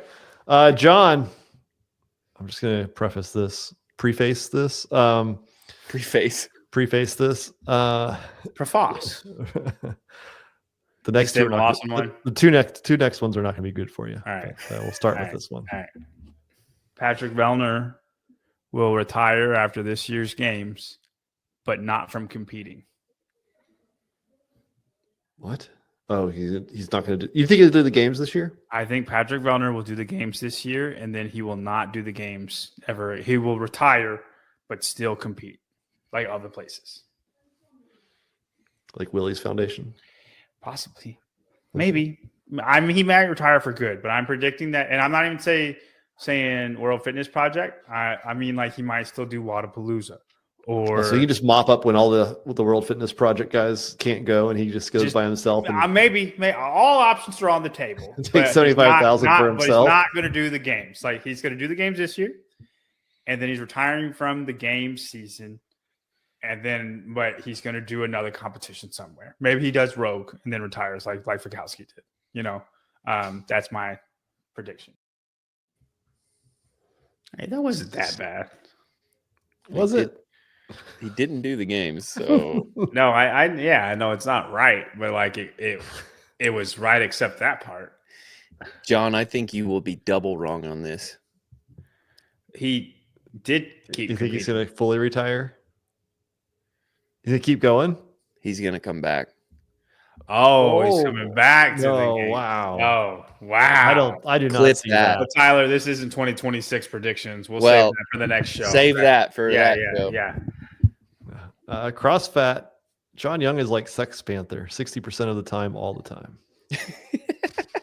Like I'm right 60%. Every time I'm right 60% of the time. It's an Anchorman quote. I got it. Okay. I was like, if you don't get that one. All right, here we go. And here's John's second one. And then my other one is Emma Lawson is going to do the CrossFit Games season. Not only that, Emma Lawson is going to be top 5 at the 2025 CrossFit Games. How about her podcast, top 5? Now it's a harder sell. I'm not willing to go out that far. Have you listened to it? I have. How is it? It's a podcast. It is a podcast. Yeah, that one was. And then a month and a half later, Emma Lawson cites back injury for not competing in the CrossFit Open. Yeah, that one was a miss. Whoops. It was so close. Boy.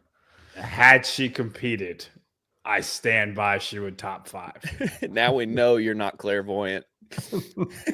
Yeah, no, I mean, I could be wrong. It happens. It happens. Hey, Nostradamus was wrong sometimes. Yeah. All right, Tyler, you're up. Go ahead, Tyler. This will be Dave Castro's last year. Boy, your predictions are very sad. Everything dies. That's my prediction. Tyler's trash. Tell me I'm wrong. Oh, man. I want to let Yeah, Sam tell you. is it on his own choosing, or is it because of the sale in 6 months? We will never know the real reason, but I think Is it before or after the sale? after. Then it's not his after the decision. games this year, right? Then it's not his decision. I don't want it to happen, but it'll happen. Still a chance. He's gonna retire into the sunset, dude. He's not gonna get fired at all. Last year, we're gonna go to Carson for 26, and then he's gonna be like, "All right, I've done my 20. I'm out."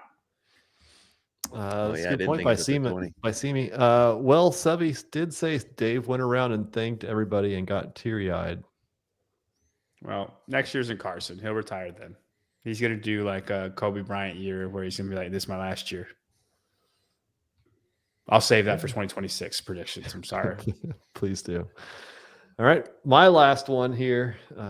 See if this. You guys were there. We'll find out if I was right. This one's a little harder to quantify, but I'm going to say that the games will be like a smaller thing, but those who are there, they're more enthusiastic. So, They'll love the games again.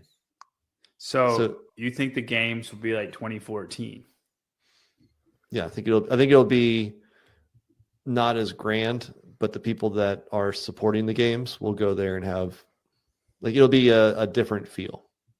Be like us going to Crash or the NorCal Classic, something like that. No, I mean not like that small, but like Not that small. That but type feeling. of yes, that's a kind of a prediction of it.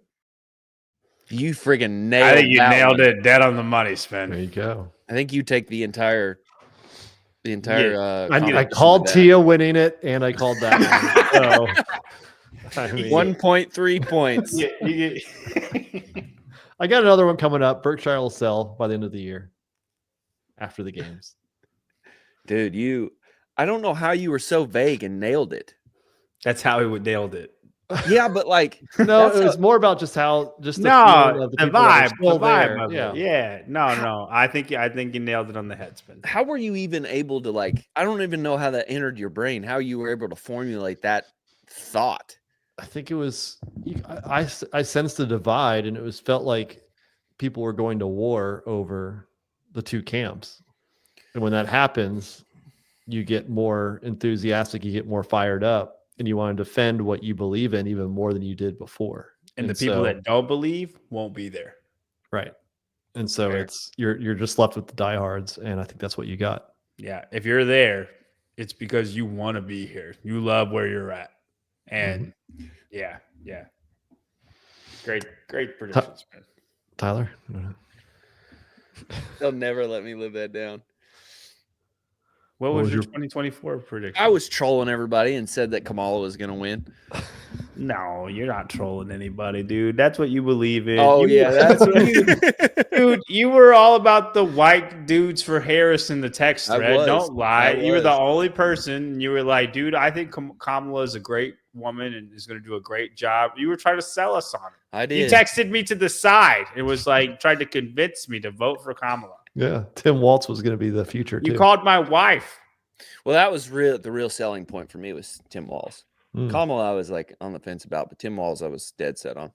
there you go. Well, good luck to you. I hope he's the next electee in the Democrat Me too. election. That'd be fun. I think he's got a great shot against Vance. I hope he does. I hope that's exactly what happens. And the last prediction, John, goes to you. John, last All right, one. Last one. Can't do a 2025 prediction show without mentioning a future CrossFit Games champion. So Austin Hatfield is going to podium at the 2025 CrossFit Games. So close. Yeah, he probably should have. Yeah. I've lost a lot of faith in Austin. So I feel like I was backtracking on that the second I said it, but I still thought he was going to, though, honestly, all the way to the last event. How do we do? We got one, Not two. good. I mean, I think I was right on Three. half of mine, and then the half that I was wrong on, I was really close to. I was only at like a 100% wrong on one of them. We've only got 4 completely correct. I don't know if you watched the show, but I feel like I was right on half of them and wrong on half.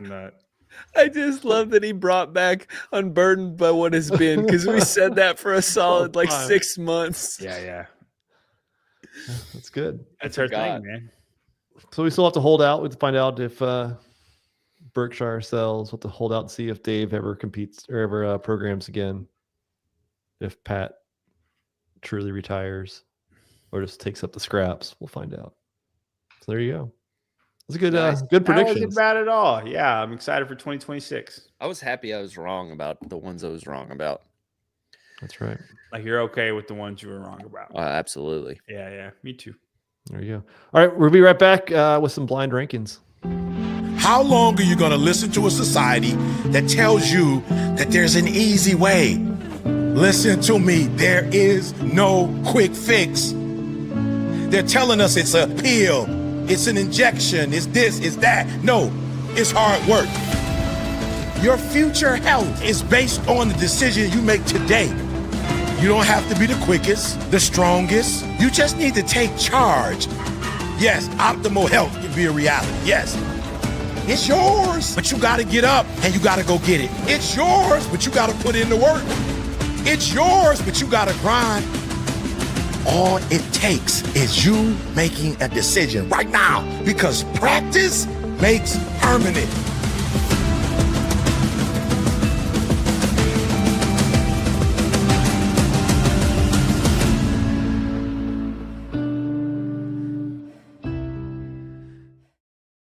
It's yours. It's yours.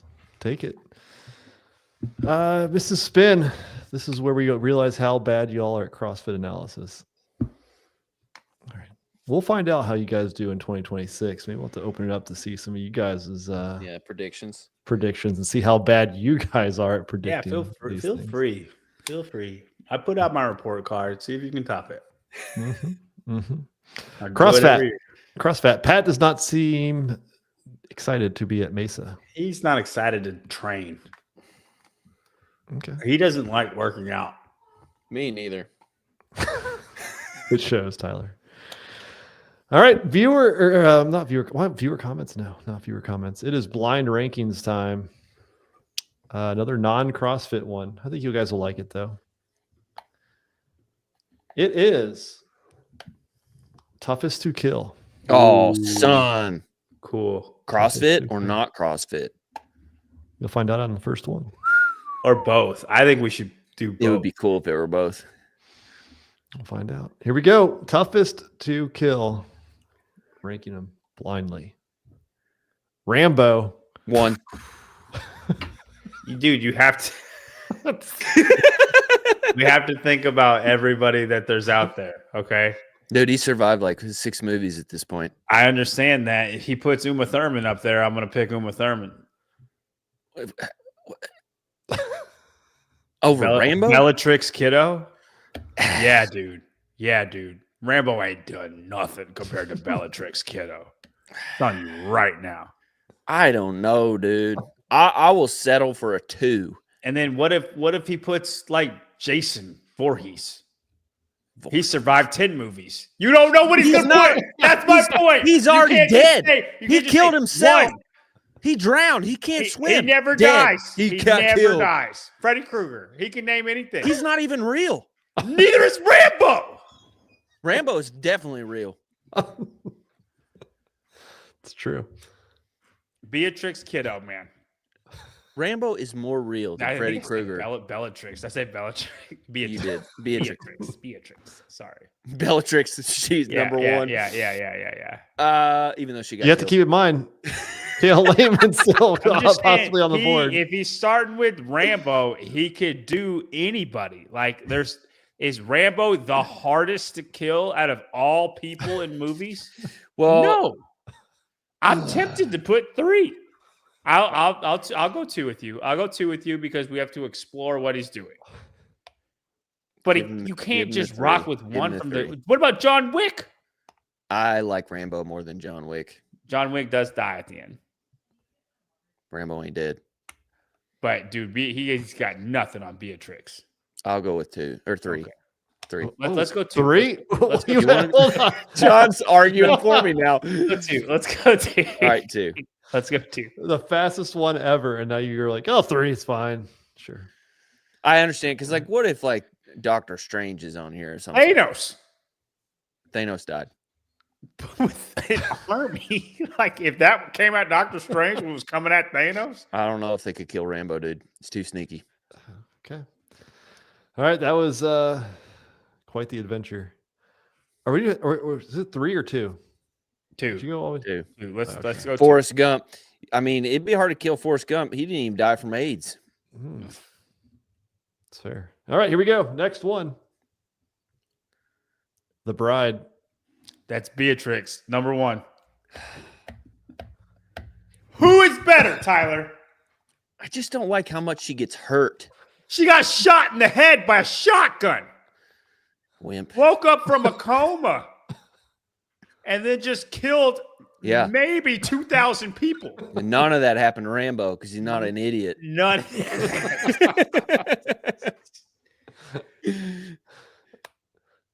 This is my number 1. I don't know. She's literally like the most BA thing in all of movies. I can't put her at number 1. I just can't.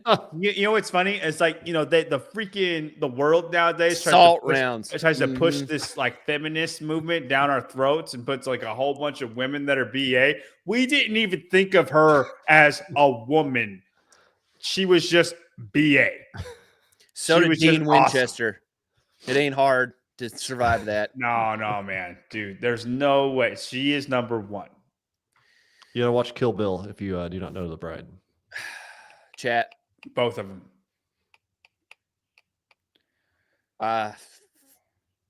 Give it to John. Wanted to note it. I think he's wrong. Oh God, I know a soap opera character who could outlive all of them. Yeah. Well. The Young and the Restless. It's still going. The entire series. Yeah. All right, here we go. You guys left 3, 4, and 5. This is terrible. Jason Bourne. No, we're good. 3. Yeah, I would put him at 5. Really? Yeah. What? Give me your reasoning. I don't know. He just doesn't get into as many as dangerous. I don't know. Like there's less contact with Jason Bourne as opposed to these people. Because he wants it that way. Maybe. But like, I don't know. It's never as hot on him. He's not near as much of a warrior. I agree with you. Let's go.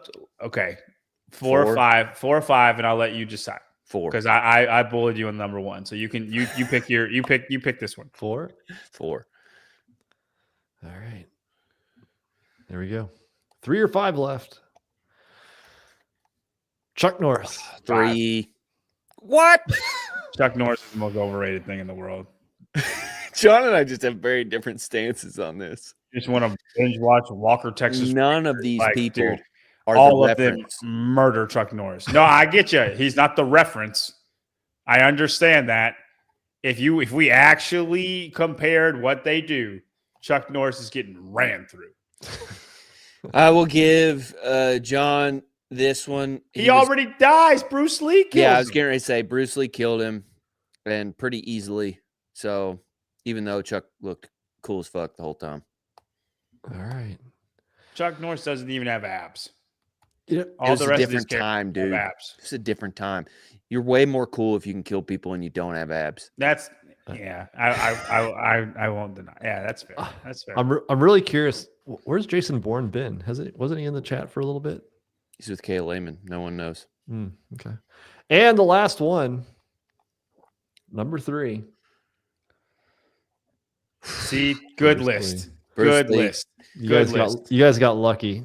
A good morning killed Bruce If you Lee. put Chuck Norris at 3 and Bruce Lee at 5, we're dead wrong.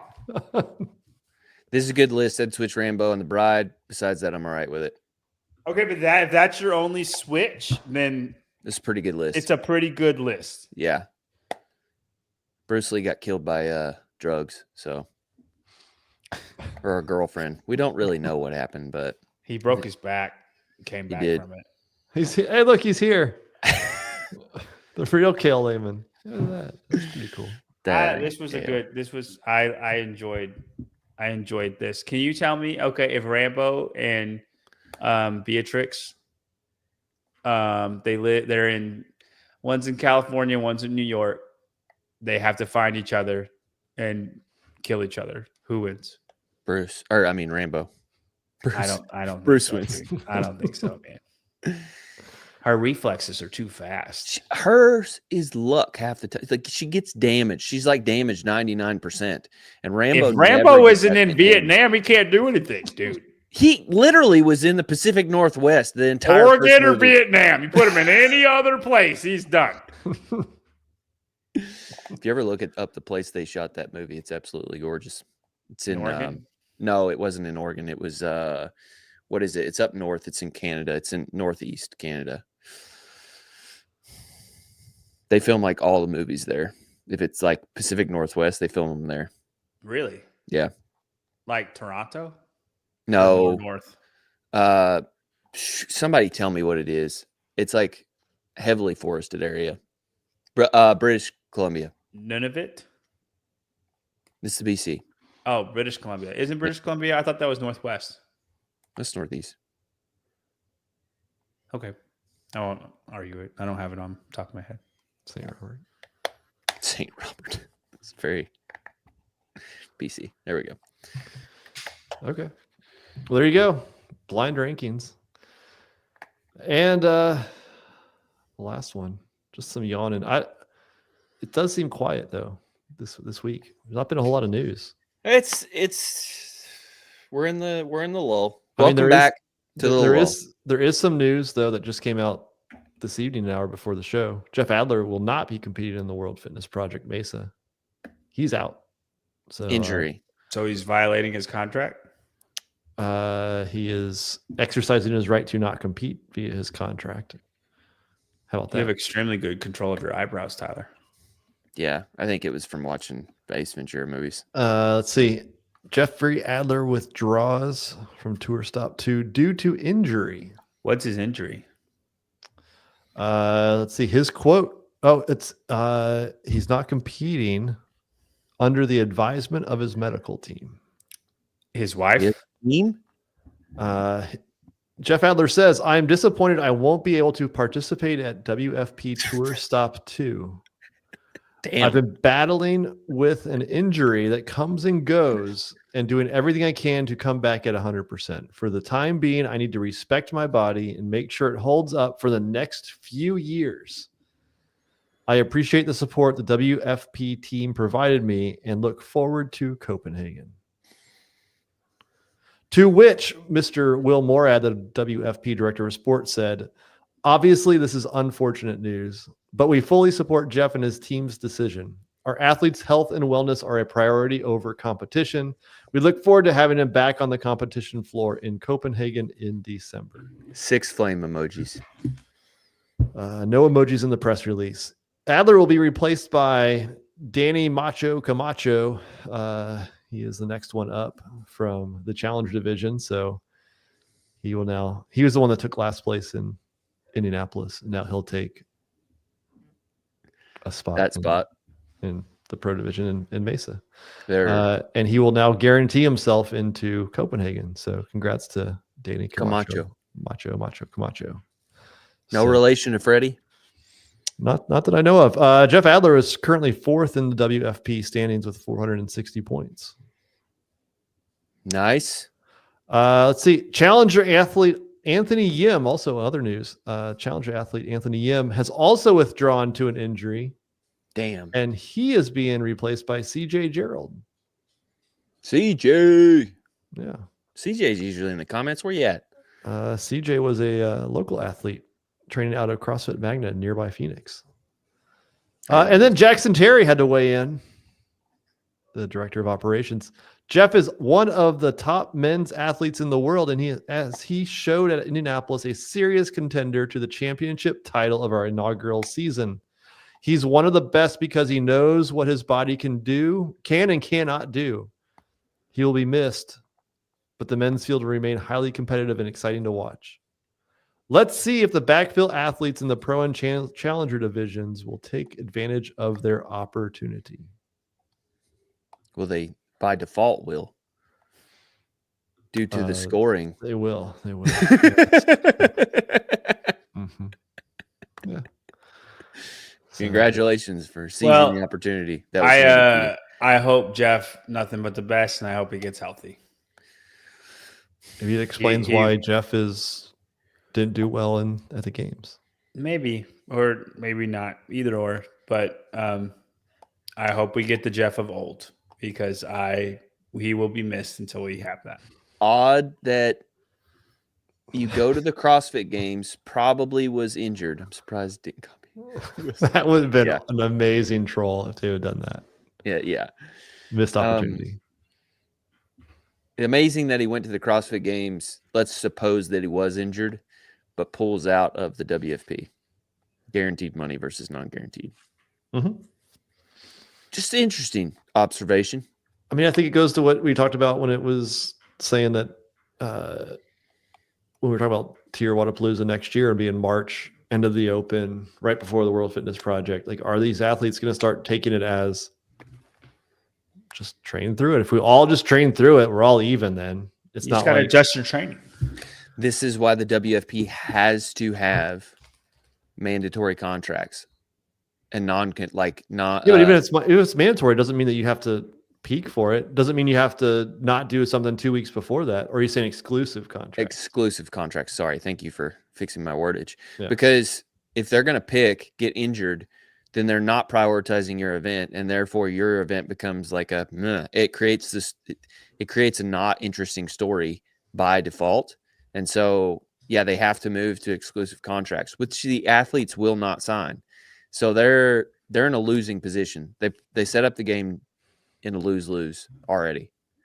That, and I think they quickly realized that they can just get their their next pro card and guarantee themselves next year by only doing one event and then doing well at finals. They know if they're going to do well enough at finals, right? Like Adler knows he's going to get enough points to be top 20 at the end of the day.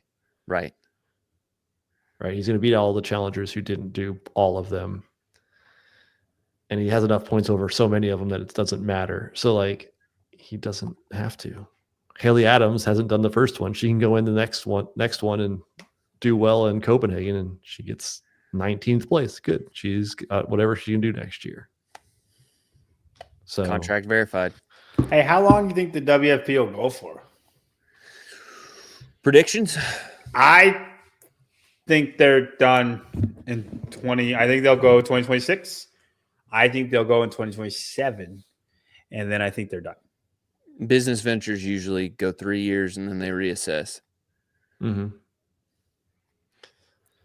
I think 2027, their contracts go down. Well, speaking of contracts, how do contracts work next year? You get new ones. I know, but like, if I'm Austin Hatfield and I win, I guarantee Austin Hatfield's contract was not even close to Adler's. Or Vellner, Gee. Who was the crazy big one we had heard? Tia. Danny. Like, Tia's was supposed to be ridiculous, but she didn't do it. I thought Tia's was supposed to be like 100. Yeah, I mean, everything I had heard is ranged anywhere from, I mean, the low end was like 10. I think it was 30, though, is what I've heard most. 30 is what average, the majority of them. But is it based off of merit, or is it based off of more Instagram followers? More Instagram followers. And that's the issue. You got Laura Horvath in there, man. You got Patrick Vellner. Like, you got people who aren't doing anything else. Which Chandler Smith, Noah Olson, No offense to those guys. I mean, why would you not do it if you're them? Like, you absolutely would, but it's not off of merit. Yeah, would you take the minimum if you took 20th and just get your 30,000 when this year for the first year you made 80,000 or 75,000? If you're those guys, yeah, because what else are you doing? Or Ty Jenkins, I bet you he doesn't get a raise, and he should have. Well, he still has to get his card, but that's my point. It's not merit. Sure. For the first year, it makes sense because you want to attract the most people to your league. So if you compel them all to make posts for you, you'll get more attention. Past year one, it doesn't make any sense to do it based on Instagram followers, because you would want to tell the athletes, hey, our event is going to be so compelling that you'll gain Instagram followers from it. CrossFit Games, the Open, different stuff like that. And they can't do that.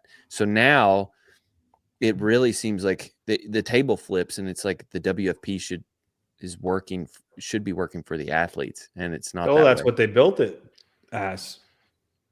And it's the other way around. I know for a fact that they posted CrossFit Games athletes during the CrossFit Games. Their little posts, they copy and pasted.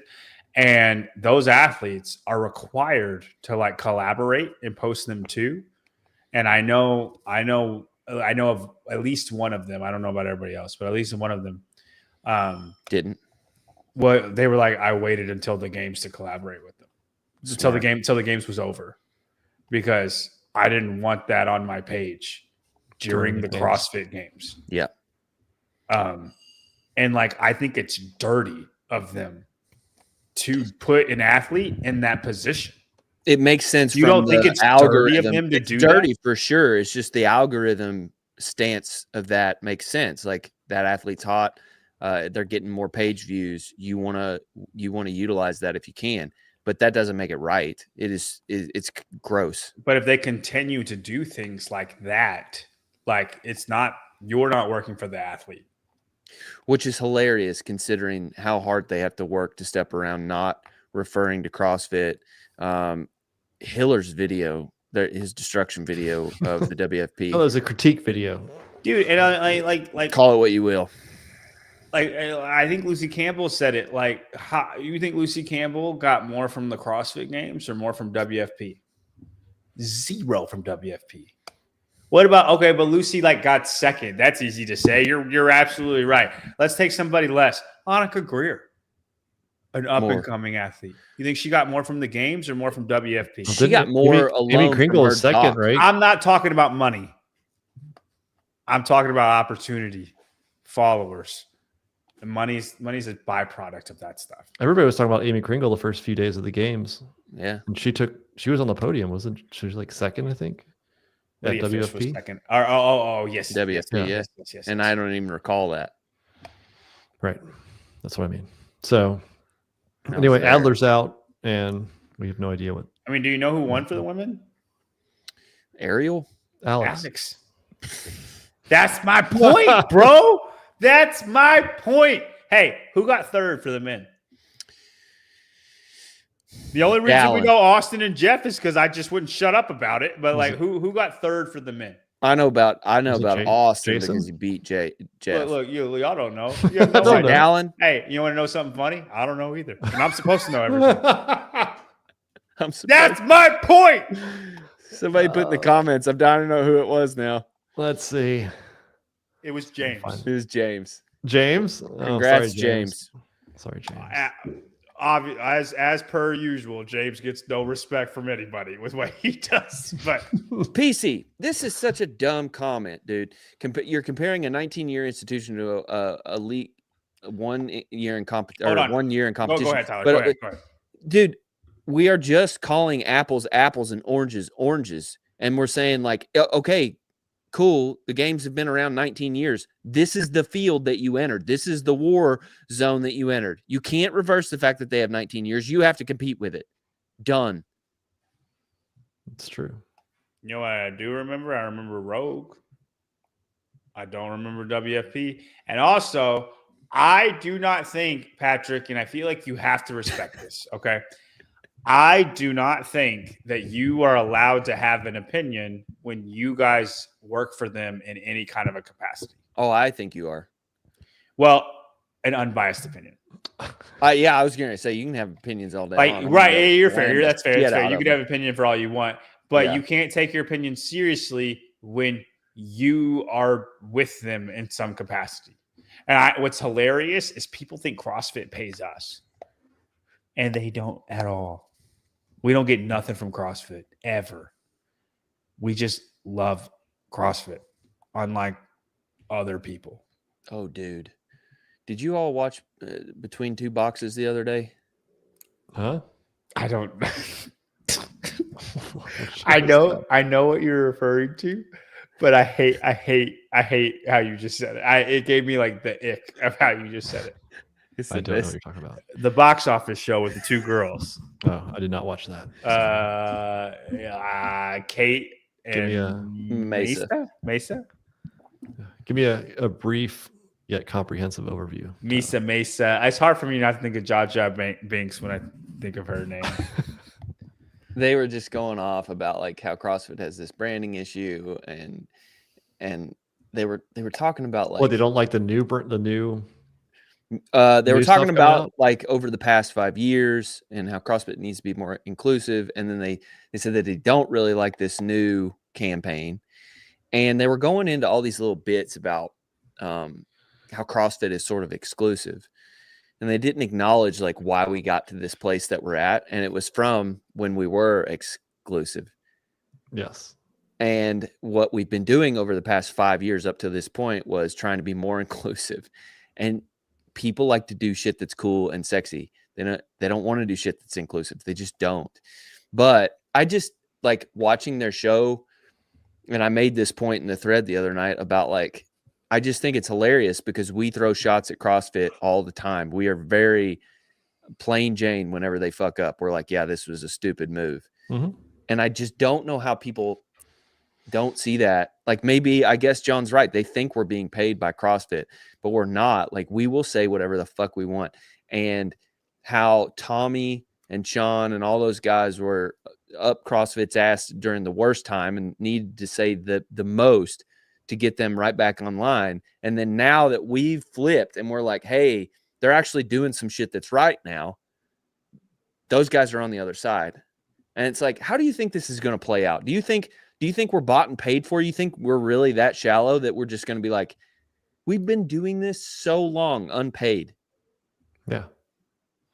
Yeah, you saw it. We can't even make $1,000 to do World Fitness projects. We actually lose money doing that. No, I still remember a conversation I had with Jada Coons at Waterpalooza 23, I think it was. Jada Coons. Yeah, right when he first joined, and he was asking what he thought CrossFit should do, and I told him it needs to go back to like the dirty, grimy, like you've got to just kind of be tough. Like not everybody's gonna want to do it. Your workout is our warm up. Yeah, get to that. Go back to that type of stuff that was happening 10 years ago. It took 3 years later, but hey, we're getting there, which is great. Are they on the other? Sorry, John. Are they on the other side though? Yes, they will not explicitly say they're on anybody's side, and they say they have faith in the CrossFit. But if you look at their breakdown and analysis of what they think about things, I would say they are on the other side. Their thought is being colored by people who don't have opinions like we do. And I understand like some of our chat can get a bit rowdy, but I think if you talk to us, you would get a comparative view of the other side. And I think they're only listening to one side right now. And their side isn't honest with themselves. Their side is PC as all get out. Not PC, no pun PC. Taken to your name, Patrick. But their side doesn't have an opinion. Both. They don't allow themselves to have a real opinion. Everything is kumbaya. And if it's not, they don't talk about it, or you're not professional. Yeah, right? I thought CrossFit went the wrong direction when they tried to become inclusive because it was all about growth. And they grew the wrong way, trying to attract the wrong people. And don't get me wrong, it's great that grandma does CrossFit, but grandma doing CrossFit is not going to inspire an 18-year-old to live a healthy life the rest of his life. Oh, they were saying something about. Sorry, go ahead, John. Well, what is the first thing you think of when you read this? She said Mesa was so offended by movie line cry on the inside like a winner. She needs and provides safe spaces. The first thing that I thought of is Shane Tia Toomey Orr. Oh shit, that was so saying, badass. I cannot work in an environment where you need to be safe. If that is the thought, I cannot work. Like that is my immediate thought, is if that is what you need, I cannot work in this environment. And I'm all for it. I'm on Shane's side. Like, and you, what's the bad part is you have to be careful what you say, because people will try to cancel you. And we've nurtured everybody so freaking much. You understand that and too. You have to be like, I actually like those girls, the box girls. Oh, I think they have really good potential. I wish they would dive into it a lot more. Like but here's the thing, they're not tainted yet. They're veering. But yeah, I understand. Have a real opinion, and don't pretend like you have a real opinion and then be PC about it. Do not be afraid to actually upset people. Be strong in what you want. They upset you. They don't upset me. I just said I like them. I'll be frank. I've only listened to two of their. Sounds like I need to listen to this. Between two boxes, Google it. Yeah. I did watch two of their podcasts straight through, but you can. I've listened to more. I've listened to more coming off of them. I've listened to more of Emma Lawson's podcast than I have of that. I have not. They could have a very interesting presentation. They have a good back and forth. I just think like they were trying to make this case, which I sort of understand, that CrossFit presents intimidating, and that's why it's for anyone, not everyone. But they were saying like, oh, if you're overweight or, you have a disability or something, you might not want to go into a CrossFit gym. And they were saying that CrossFit doesn't market to that well enough. And I'm like, we literally have ads. What's the guy from, what is it, Bear Complex or Victory Grips? He like doesn't have an arm, and he goes to the games every year. Oh, the Victory Grips athlete guy. Yeah. And it's like, we market to that all the time. And so when they made that argument, I was like, so you're heavily veering your opinion based on what you're being told, or even if you see that ad, you're just discounting it immediately. And that's why I want to push on them. Like, hey, I think you're not absorbing everything through. I mean, look at what I think killing the Fat Man was one of the best things that was put out years ago. Mm-hmm. Oh yeah, there was big growth behind killing the Fat Man. And on the Jenny versus Mesa thing, I think they want to be like that. Do you think they can't? They're too scared. They can't be Jenny. Don't you think it's odd that Jenny appears? Jenny's nuts. She just goes out there and just does anything. No, I just think she's not scared. No. People want to eat up that gossip stuff. Like, don't get me wrong. She really likes her some Danielle Brandon stuff, but she's not scared. And I think that's what sets her apart and what people appreciate and what people want to watch or eat up. And I think they want their version of that, and they will not get it if they are scared to say things. You don't think it's odd that Jenny appears and then miraculously on Brian's channel a few months later, two girls also appear? Could not say it better. Unburdened.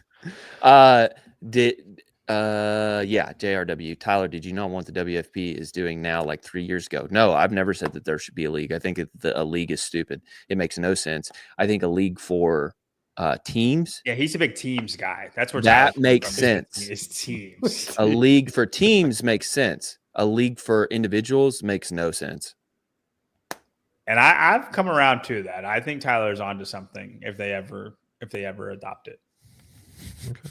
We're gonna Yes, we did CrossFit. All right. That's it. It's been 2 hours, 5 minutes. Thank you guys for joining. Go down to CrossFit Medical Society Community Care. Get the Crush Big Insurance. You scan the QR code. Go down to the link below. Click on that. Go back and watch Hiller's video. It's not titled The Insurance. I can't remember what it's titled. What was that one?